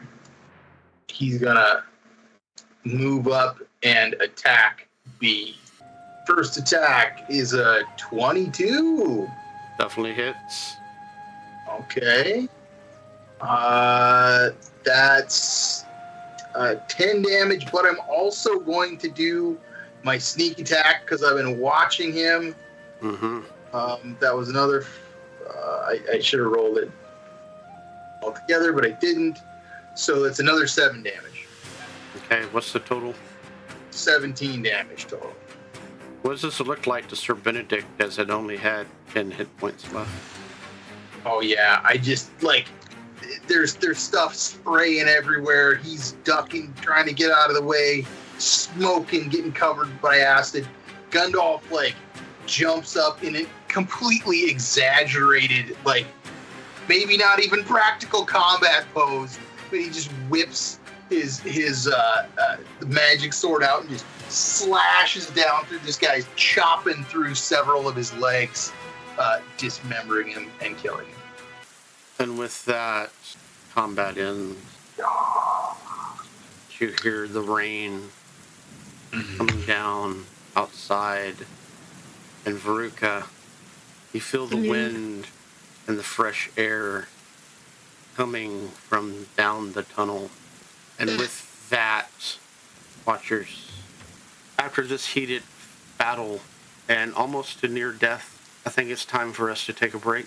Come back in 15 minutes, and we'll see how far along the party has made it after their wounds have been healed and they have gathered themselves. See you soon, Watchers.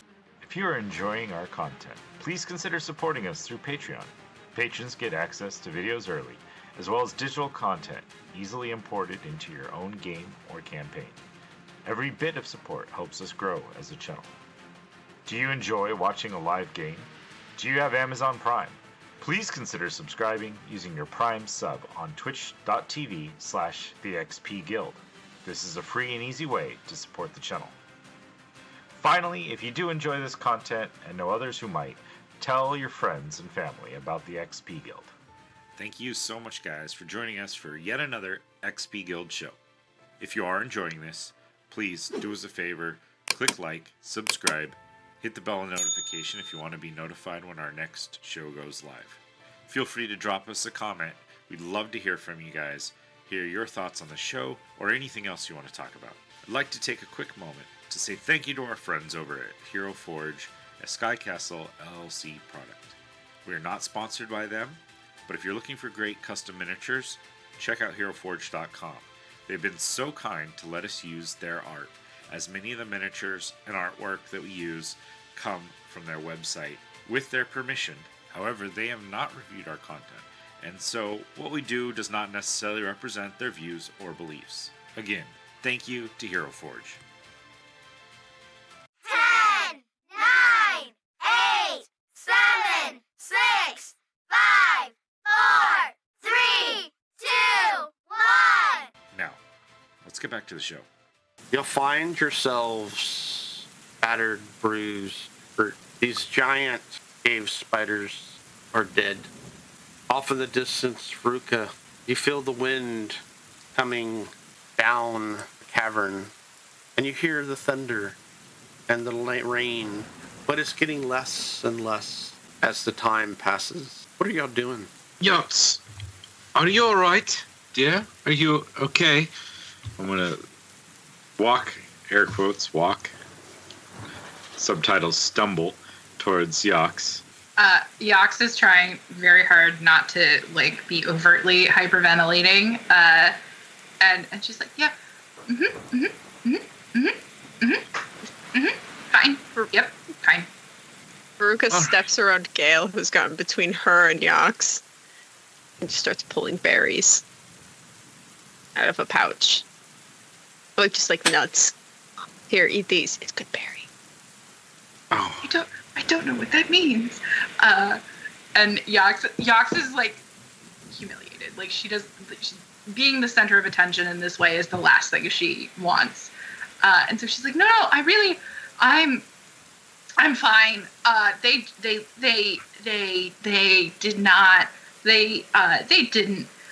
They weren't as bad as, it was fine. They were just big. And it was like a hug. And I didn't, my life didn't flash before my eyes. It was just sticky and everywhere. That's a 12 sleight of hands to get a good berry in her mouth as she's kind of rambling. I don't know, dear, what sort of hugs you may have gotten before now, but you might want to reevaluate your hug situation. Those hugs frickin' hurt like hell. She's just gonna wide-eyed stare at him and go, Yeah. I'll do that. You'll see a bit of blood, I'm sure, at some point, dripping from a seam between his armor, as he himself doesn't look all that as steady. Are you okay? What? Yes, wait. I'm no, great. you're lying. I'm wonderful. Sir Can I do an insight check? Would you like some berries? I think maybe Yox could use them, and I will just do a little healing of my own, unless you have enough. How about 4? 4 hit points?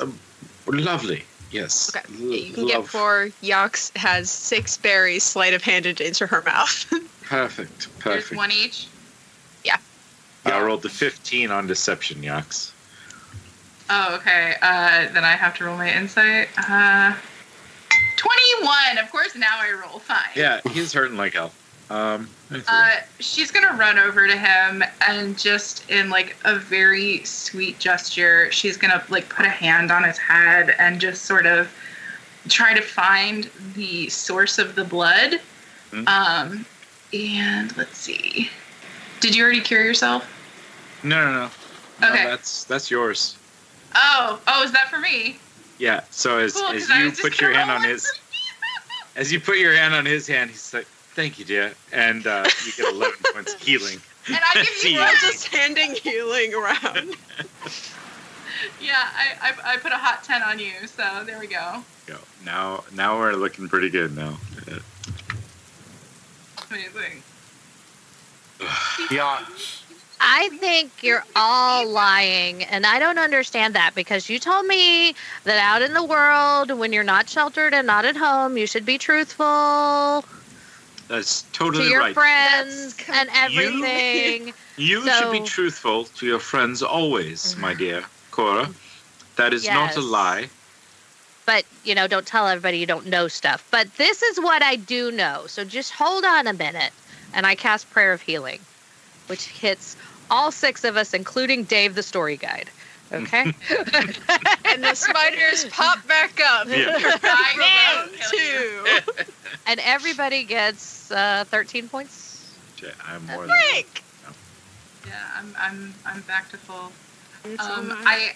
I think I look around for Maxie. Have you been holding him this whole time? Yes. Okay. I sort of scoop him out of your arms and I go, who's a good boy? Who's a good boy? Did you go get Auntie Cora and Uncle Gundalf? Who's a good baby? And I start giving him treats. All right then. Now that none of us were ever injured, No, you're not done. Come here, Sir Benedict. I'm good now. No, you are wet and soggy. Prestidigitation his armor. Oh, you're a frickin' saint. That is not... What if the queen walked in here right now? I don't know why she'd be in this cave, but you would be devastated. That is true. And to be honest, if you ever wear like very heavy armor with all the padding and stuff and you walk around in the wet, it kind of chafes a little. So thank you. That's so much nicer. What did Gundalf? You told me something about that. Like when boys' parts Don't- fall off or no. something. Oh, No, no. if Gundalf tells you, let me tell you something else. Miss Look, Cora. that happened to one guy I knew. Okay, one guy, one time it happened. Oh, okay. Was it the man from Leeds? Yes. Yax makes aggressive eye contact with Gundalf. If Gundalf tells you something, especially about battle or armor He's like, or weapons or Ruka dating, can enjoy a good dirty limerick. She's like, Gandalf is like impossible to intimidate by being too personable. He's like, yeah. maybe you just leave it as like one of the stories in Veruca's books. Interesting, entertaining, but a pile of shite. Okay. There we go. Gundalf is full of shite. Got it. No, I mean, always. Well, I'm not going to dispute that, actually. Fair enough. I love the guy, but hey, yes. Fred, come here. Look at this. Gundalf has been. He's got Frez over by the corpse. They're kicking it, and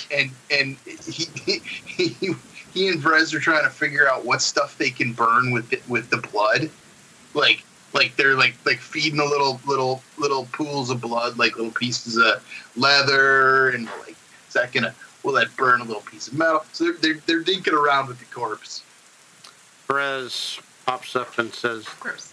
"This blood could be used for useful things." Oh, I figure you got that poison crossbow and whatnot. I don't know if you know what to do with this, but can we get some? Do you have something to put this in? I didn't come prepared, man, but I know that you're kind of a savage about that sort of thing. Your friend might have something. As he looks over at you, Cora. And we're all staring, and Sir Benedict is like off to the side to the rest of them. I had a friend on patrol, Monty. He had a squire.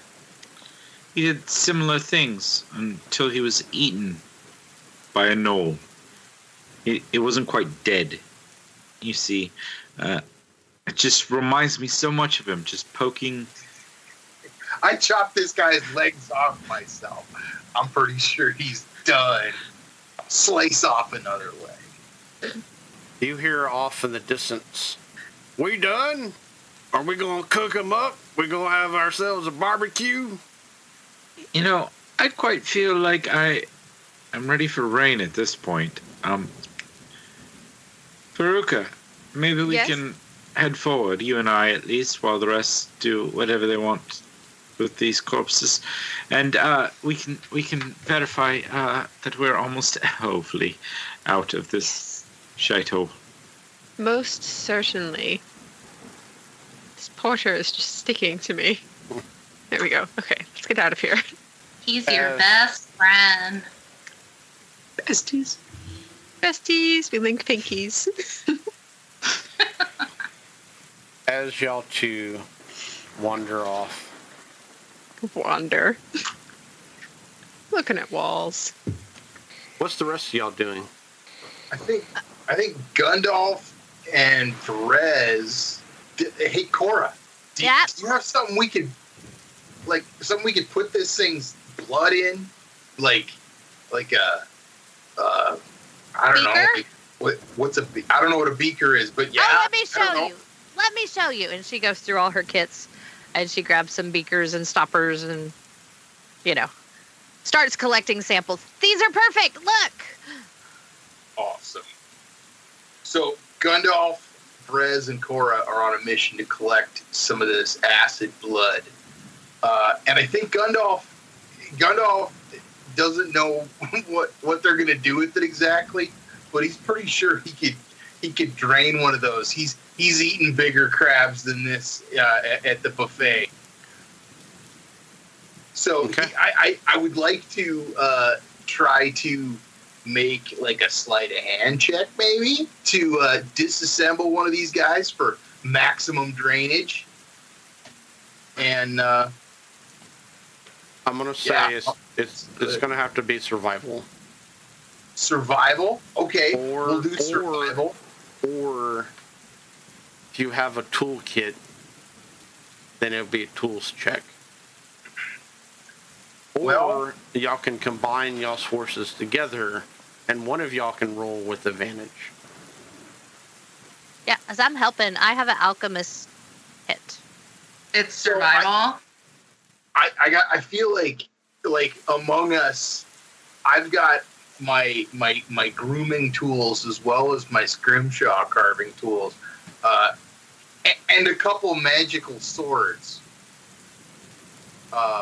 So Yep. I think we have a variety of tools we could apply. Well, I can make a survival check. Cora, you what do want you help? have? I have a pretty decent. I have +4. I do not have a good survival. I mean, I have +1, so yeah, somebody else should roll, but I will help. I have a +6, but Gundalf, if you roll, I can give you guidance, and then you can get the advantage from Cora. Me and Cora are going to do it, and we will accept your help. How's that Cool. sound? Yeah, that sounds great. You have a D4 That's of like guidance. maximum awesomeness. Is that cool, Dave? Then I'll roll at advantage with plus a D4. Yep. Okay. And that is a survival. Ooh, with good juju from guidance. Oh, is nice. And the D4 is.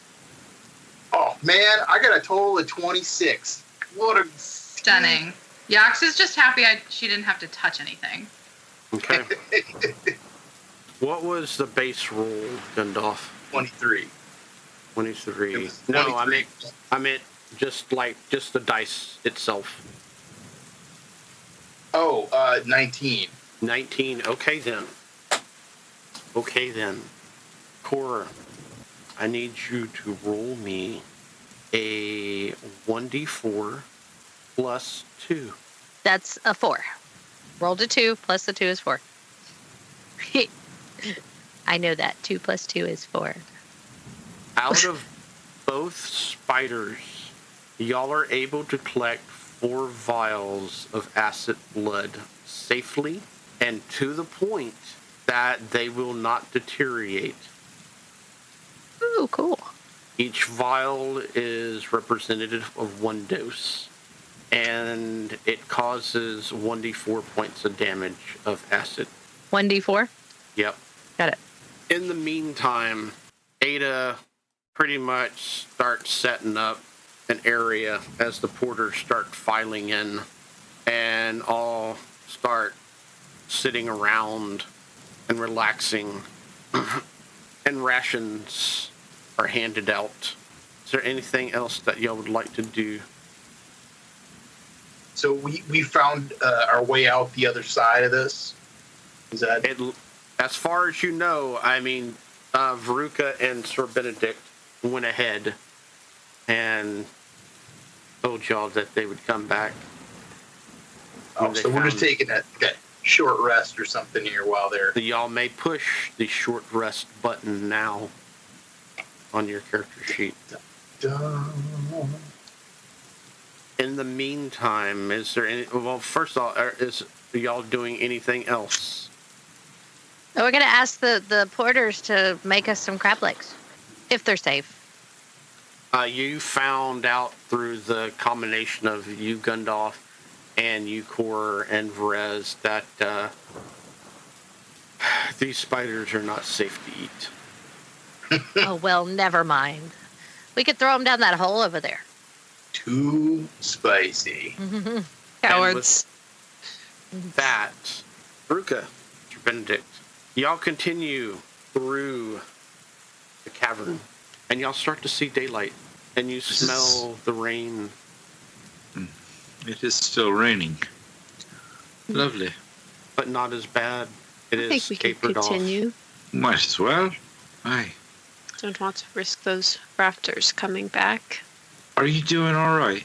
Did you get enough healing? I know Cora did quite a bit of it. Oh, yes. I was only hit once, really. Oh, perfect. Me too. Yes, just mild flesh wound.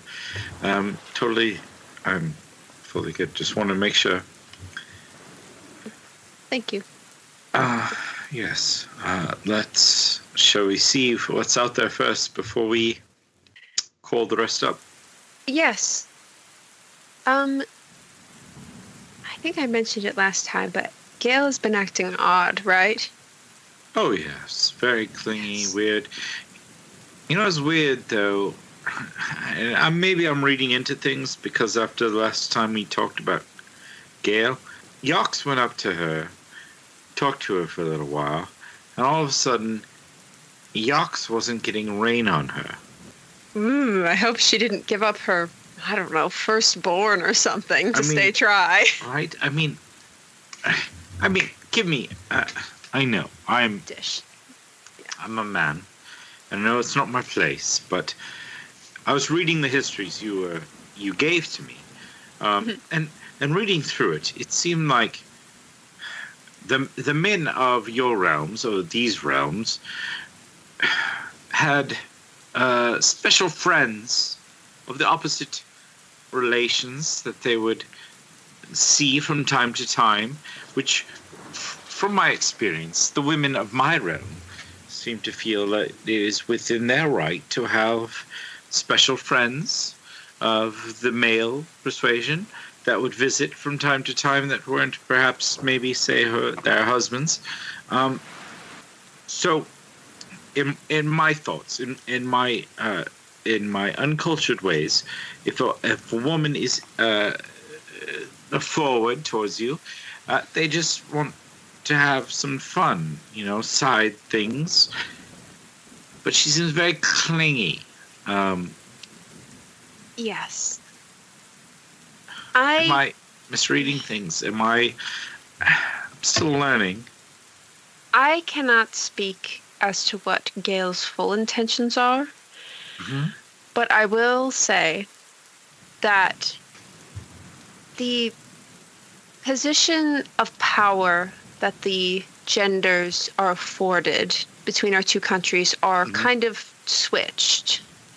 In the same way that a woman would run the house and take care of the finances of your country, all of that responsibility would be given to a man, and the man would have the power. And I think that I have heard of some women who intentionally pursue Constantinopolitans in order to subvert this unfair hands that they have been dealt in their homeland. Seems very strange because, I mean, I'm only going to be limited to the funds I currently have available to me. It's a measly sum, a small estate. Please don't say the sum. I don't think I could resist punching you if you said the sum right now. I mean, okay, fair enough. But I mean, it's enough that one could live and be sustained in a certain level. But I don't think it's worth throwing one's options away or getting jealous or I don't know. Maybe I misread her. I mean, given Gandalf's introduction, and granted, she does do some interesting things with Mage Hand. Not that you need to know that. I've heard. I figured she was more just someone that would be fun to hang out with for a while. Not one that would then be clingy and possessive or have any aggression towards any of the other women in the party. It's quite strange to me. It is a shame that I did not bring any of the feminist literature that is local to Ballinway. There's not much, but there is one, I think. And I wish I could explain why a woman would do that to another woman, why she would be kind of like this. I think that she just hates herself, frankly. But this may make sense, yes. I mean, we should probably explore, but yes. Can I tell you, I feel a little bad about the whole thing. I've been kind of not saying anything negative towards her because I've really enjoyed her gust of wind that's been cooling me off as we travel. I know it's bad. It's really bad, but she wasn't giving it to anyone else, and quite frankly, in this armor, when it's humid, it's like you might be this hot, but then I'm like this hot because all the armor. Right. You're not accustomed to this environment and you're adapting. No, and I'm also not accustomed to women who are like this. Most who would have interest in me would either be physical or would have to go through proper channels, which would mean talking to my mom and talking probably to their mom and arranging something. I know. I'm bad. I'm not good. There's a reason things have been this way for me. But Benedict, you're not bad for wanting to be in comfort. If there had been a similar situation pertaining to any of us, I don't think any of us would have declined from their own Gale. You know, maybe not to the extent that Gale was, but if someone was offering that sort of amenity to them personally without knowing the subtext. Fair enough. I appreciate you. You're very understanding for someone who could have stood on the other side of the battlefield from me at one point. And you as well. I enjoy the openness of our conversations, Benedict. Well, out of everyone, I know that you would either tell me to fuck off or that I, am in the wrong or right or whatever. More than most, because you really don't have much reason to pad your sentiments towards me. No, I really don't. See? That's why I like you. Plus, I know you have my back and I have your back, and the rest of them will probably shoot our backs at any moment. So if we don't keep our eye out for some kind of obstruction. All right. Shall we see what's out here? Of course. I appreciate you. and your ability to listen to my insecurities. And with that, y'all can either make a separate perception roll or share one On each together. other. Oh my god. No, Share all her. perception roll? No. All think- Veruca. She gets advantage. Awesome. Because Oh my god, we're sharing a perception roll. that's what we do. We share. So Sharing is caring. Ah! I mean, it's a Come 12 the F total. on. I'm gonna use an inspiration for this because man. Okay, 16. Wow. Previously I rolled a 3 and a 4. Oh, I love As it so y'all much. Make y'all's way through the canopy, and the rain begins to die down the more y'all move through it. And suddenly it just stops. And you hear the birds again.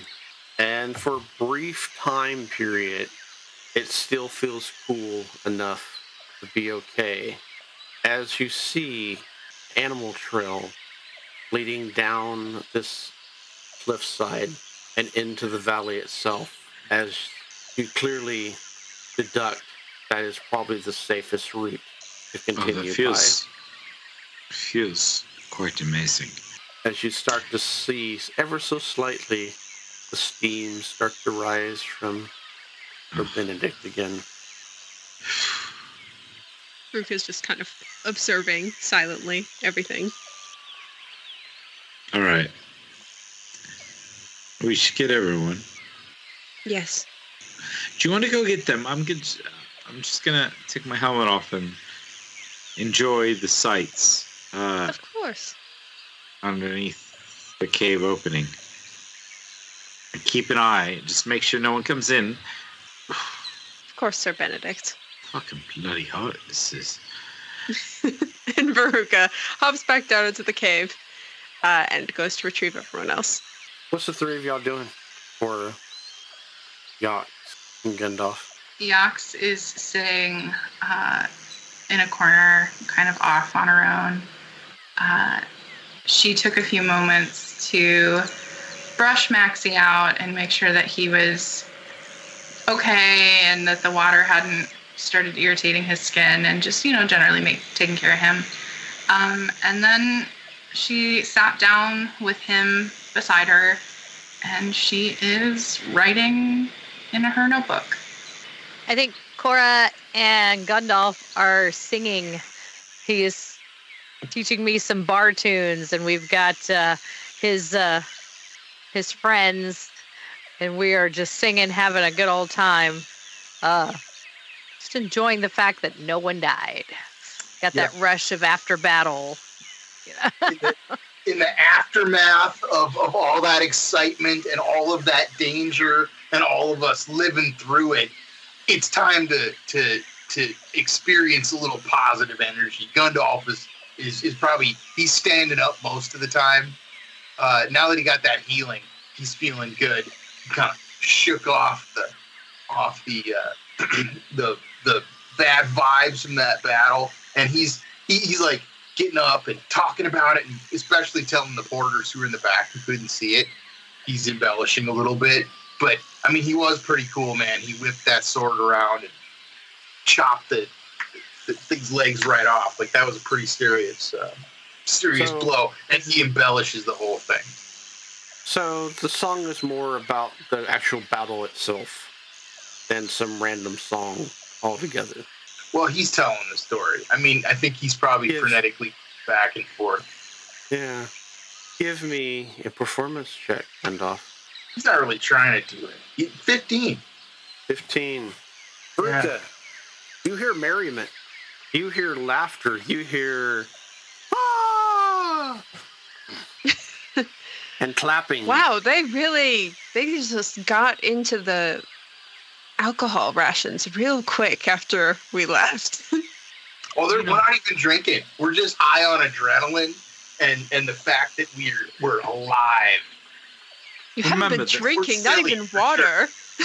You're dehydrated. Yes, most of these have never seen battles. So, I mean, if you think back to your first time encountering, whether it was a humanoid form or a beast that charged you, having to defend yourself, that feeling of being alive, of surviving that first contact, proving yourself as an individual that could sustain themselves. I suppose I understand. I felt much the same when I stabbed that gnoll in the face as it was charging me. I get it. It might have been exaggerated as to how much help they actually were, but it's okay. I think they were all good help in their own way. Yes, in their own way, they were amazing and great. Sir Benedict is still at the top of this cave, though, right? So, like, are we Yeah. shouting this conversation back mean, and forth? It's a comment that is a distance, but perhaps, hopefully not, that they all hear. I do have to say, though, Yox rather impressed me. Took a hit, Yes. kept fighting, backed away as she Very most intelligently. certainly Took the should chance, too. Not Yes. many would take the risk of backing away. have. No, I loved it. Quite It good. was very tactical. There's something in her. I think she has the makings for a quite a decent combat fighter, perhaps medic. Not fully sure of her abilities. I'm still learning. She's Can I a little make it- squishy at the moment. Can I make a deception check to hide the fact that I'm crying? Well, we can't see you, so it's all everyone down there. Yeah. Oh, okay. I don't We're hear up. this. Never mind. I'm not We're crying. up towards It's the fine. top. I mean, if you But like, if we're right by the tunnel, there could be a possibility that you're hearing our words echo down. Oh, kind of like hearing people talk through the vents in an old Yeah. house. Yeah. Yeah, no, full crying then. Just full horrifying crying. Ada eventually comes upward to y'all two. So did y'all see anything out there? Are we good to go? Oh, quite. We're The safe rain's for now? subsiding. We're fairly safe. You were quite the person who fired a gun from the range. Yes. That's what I do. I mean, there's a lot of people involved and whatnot. I didn't want to hit anybody, so I was careful. You know, I appreciate you not shooting me. I mean, I'm grateful that I didn't shoot you either. If you want to gather the rest, I think we're going to push on as soon as everyone else is ready. I mean, we've had a good hour rest spot. Oh, you since y'all guys been got gone. a nice short rest. That is wonderful. That is great. I'm glad you got to rest while we looked ahead. Bring if everyone up. If y'all need to rest and relax, we can accommodate. We can spend extra. I mean, if Maria got a rest, That's all perhaps. that matters, really. yes. I Yes, mean- we're good. Totally good. Don't need. I used Any to be able to abilities? sleep while I walked, but that was before I mean- came to Ballinway. Personally, I mean, I think we should find a good camp spot, several few hundred yards from the spot, because as y'all said, there's all kinds of critters and whatnot that move through this cavern system, and there's large holes that go down deeper, so no telling what's below there. So that might find me That's- up out of there. Quite true. I hope no one decided to throw those spiders down that hole. Oh, nothing should really be No. thrown down that hole, because No. man, You who should knows not. what kind of attention that could attract. That would be awful. Yeah. Was that second part said in Elvish? Because you kind of dropped the accent for a moment. Could very well have been. I do speak Elvish. Is that your accent in Elvish? Sure. We'll go Wow. with that. All right, well, we'll get everybody together then. Excellent. Perfect. We'll be right here. Not at all sweating our ass off. And with that, is there anything else y'all would like to do in the cave before y'all pack up and head out? Yax would like to leave it. Yeah, I think we're ready to go. Just telling stories as we walk. Or listening to Gundalf's retelling of the stories. As y'all continue forth, the campsite is set up. Much rest is needed. Much relaxation. Much telling of other stories and the like comes about. Eventually, day 8 happens. And as y'all trek through the jungle interior, y'all come into another clearing. As those that have above a 15 passive perception start to see the tops of man-made structures. And as y'all continue to walk, y'all see it up ahead as it rises out of the jungle interior, a long-lost temple. Yax will nudge Cora and pull out her own version of the map and go, "Is this it? Did we make it?" Let me check. Okay. All right. So I pull out my map and her map, and we're comparing maps. We're looking around. Yes, we're here. And with that, Veruca, Sir Benedict, and Gundalf, please make me a perception roll. Don't like that. Gundalf got a 23. 16. That is a 19. All three of y'all, Gundalf spots them first, moving on the outskirts of the temple itself, some of them coming down the stairs. People know Gundalf. Veruca, they're different. Sir Benedict, you know them as the undead. And with that, Watchers, we end tonight's episode. Come back within 2 weeks to find out how they deal with this problem. Thank you for tuning in. Thank you for watching. And thank you for giving all that you have within the chat itself. And most of all, let us turn to our players themselves. For if it wasn't for them, it would be a very different story. I'm going to go around the room and announce a character. And they will say what they'd like to say and move on to the next one. Let us start off with the one that almost died, Yax. Why you gotta do me like that, Dave? Why you gotta be like this? Hello, everyone. My name is Kat Kelly. I play Yax, the relatively ineffective cleric. I did not intend to Leroy Jenkins my way through this. So, whoops. This is what I get for playing a support class.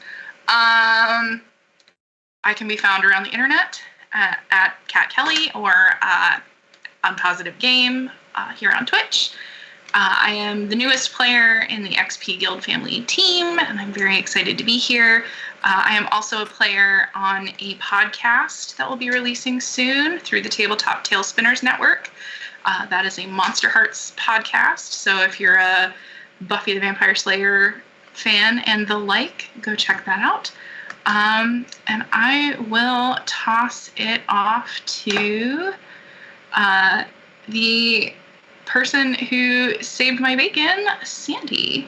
Hi, everybody. My name is Sandy, and I am playing Cora. This was fun. This is very interesting because Cora doesn't fight unless she's attacked. And that was really hard for me because I don't usually play characters like that. So I wanted to do stuff, and I couldn't. But it's a personal challenge for me, too. So come watch us and help me through that. See if I get to where I, remember not to attack things, and that's okay.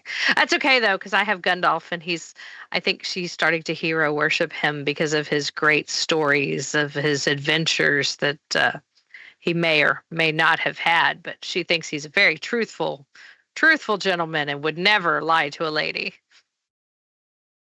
Because that's what he told her. All And of I will Philip's pass. stories have a kernel of truth. And I will pass it to Mr. Gundolf himself. Thank you. I'm Nathan, and I'm playing Gundolf. And I'm having a great time actually playing Gundolf. He's a guy who has a giant ego and a tremendous need and a belief in the power of the party, the party, as well as the party. So I'm having a great time playing with everybody. You will see me here and also here, and occasionally other XP Guild games in this time slot. That's about it for me. I'm gonna throw it all the way over to Sir Benedict. I'm sorry, I'm mute. Hey guys. Sorry about that. I'm Bill. I am co-founder of XP Guild along with Dave. I'm gonna get some water so I don't choke. I'm having a lot of fun with Sir Benedict. I'm enjoying his weird shift of norms, social norms. This whole women are the powerhouse, and I'm the odd one wanting to sleep with everything that moves. So it's been a lot of fun, and also his desire to take care of those around him and make sure that everyone else who is not trained and skilled in this ability set and ready to go. I'm sorry. Let's see. All right, you. Is it Veruca or Yax who's left? Above you. Veruca. That's what I thought. I thought I heard Yax. So I'm going to pass it up to Veruca, my fellow of actually trained in fighting skills, the one who leads in the front and takes all the damage along with me, Miss Veruca. Code art. We've seen the horrors of war, and it has bound us as friends. And maybe more, who knows? I don't know. Hi everyone, I'm Belle. Oh, okay. Hi everyone, I'm Belle. I play Veruca. I don't really have much to say. It was a lot of fun today. A lot of sneaking, a lot of fighting. Poison guys, not very fun. Catch Bill and I tomorrow for Phobia Nights. I think we're going back to Marosha. Which is exciting. We're going back to solid land. We're getting out of space. And I don't really have anything else to say. With that, I'll pass it back to our lovely DM. Yes, tune in tomorrow around noonish Central Time, 1 p.m. Eastern, and 2 hours, 10 a.m. Pacific Time for Phobia Nights. This game, however, may be shifting to a new day due to Bill's lovely, lovely evil work that wants to put him not on Mondays anymore. So, yes, indeed. So tune in. Make sure you like, subscribe, and follow us all on the lovely, lovely socials. And we'll keep you updated on when that shift is going to happen. But if we do have that shift for sure, and it does move, this game will be on Wednesday night instead of Monday night. Same time. Every other Wednesday until we get to a point that we do it every Wednesday, but not at the near future. But other than that, let's go ahead and give our lovely, lovely players 1 point of inspiration and 3 tie points that they may spend on their lovely party as well as themselves. Other than that, we're going to do something special, so tune in. Bill, who is presently on the list that is streaming right now, or is it no one? Well, sorry. Raiding. We are going to go raid. We're gonna raid. Oh, sorry. Thank you. I told you to remind me, and then I forgot. Yeah. Yeah. Let's see who we got on the raid. You know what happened is when my computer restarted, Nothing. I lost everything. We got the Bronze Girl or Alt Haven. Let's do Alt Haven. Alt Haven. We're gonna I don't remember raid them. over Alt Haven. So if you want to check out, they're playing a different type of RPG, tabletop RPG. So check that out. Wonderful. We appreciate you all. We'll see you at 10 a.m. Pacific, 1 p.m. Eastern. Extrapolate whatever the hell else you might be tomorrow morning. Bye, guys. And bye. Bye.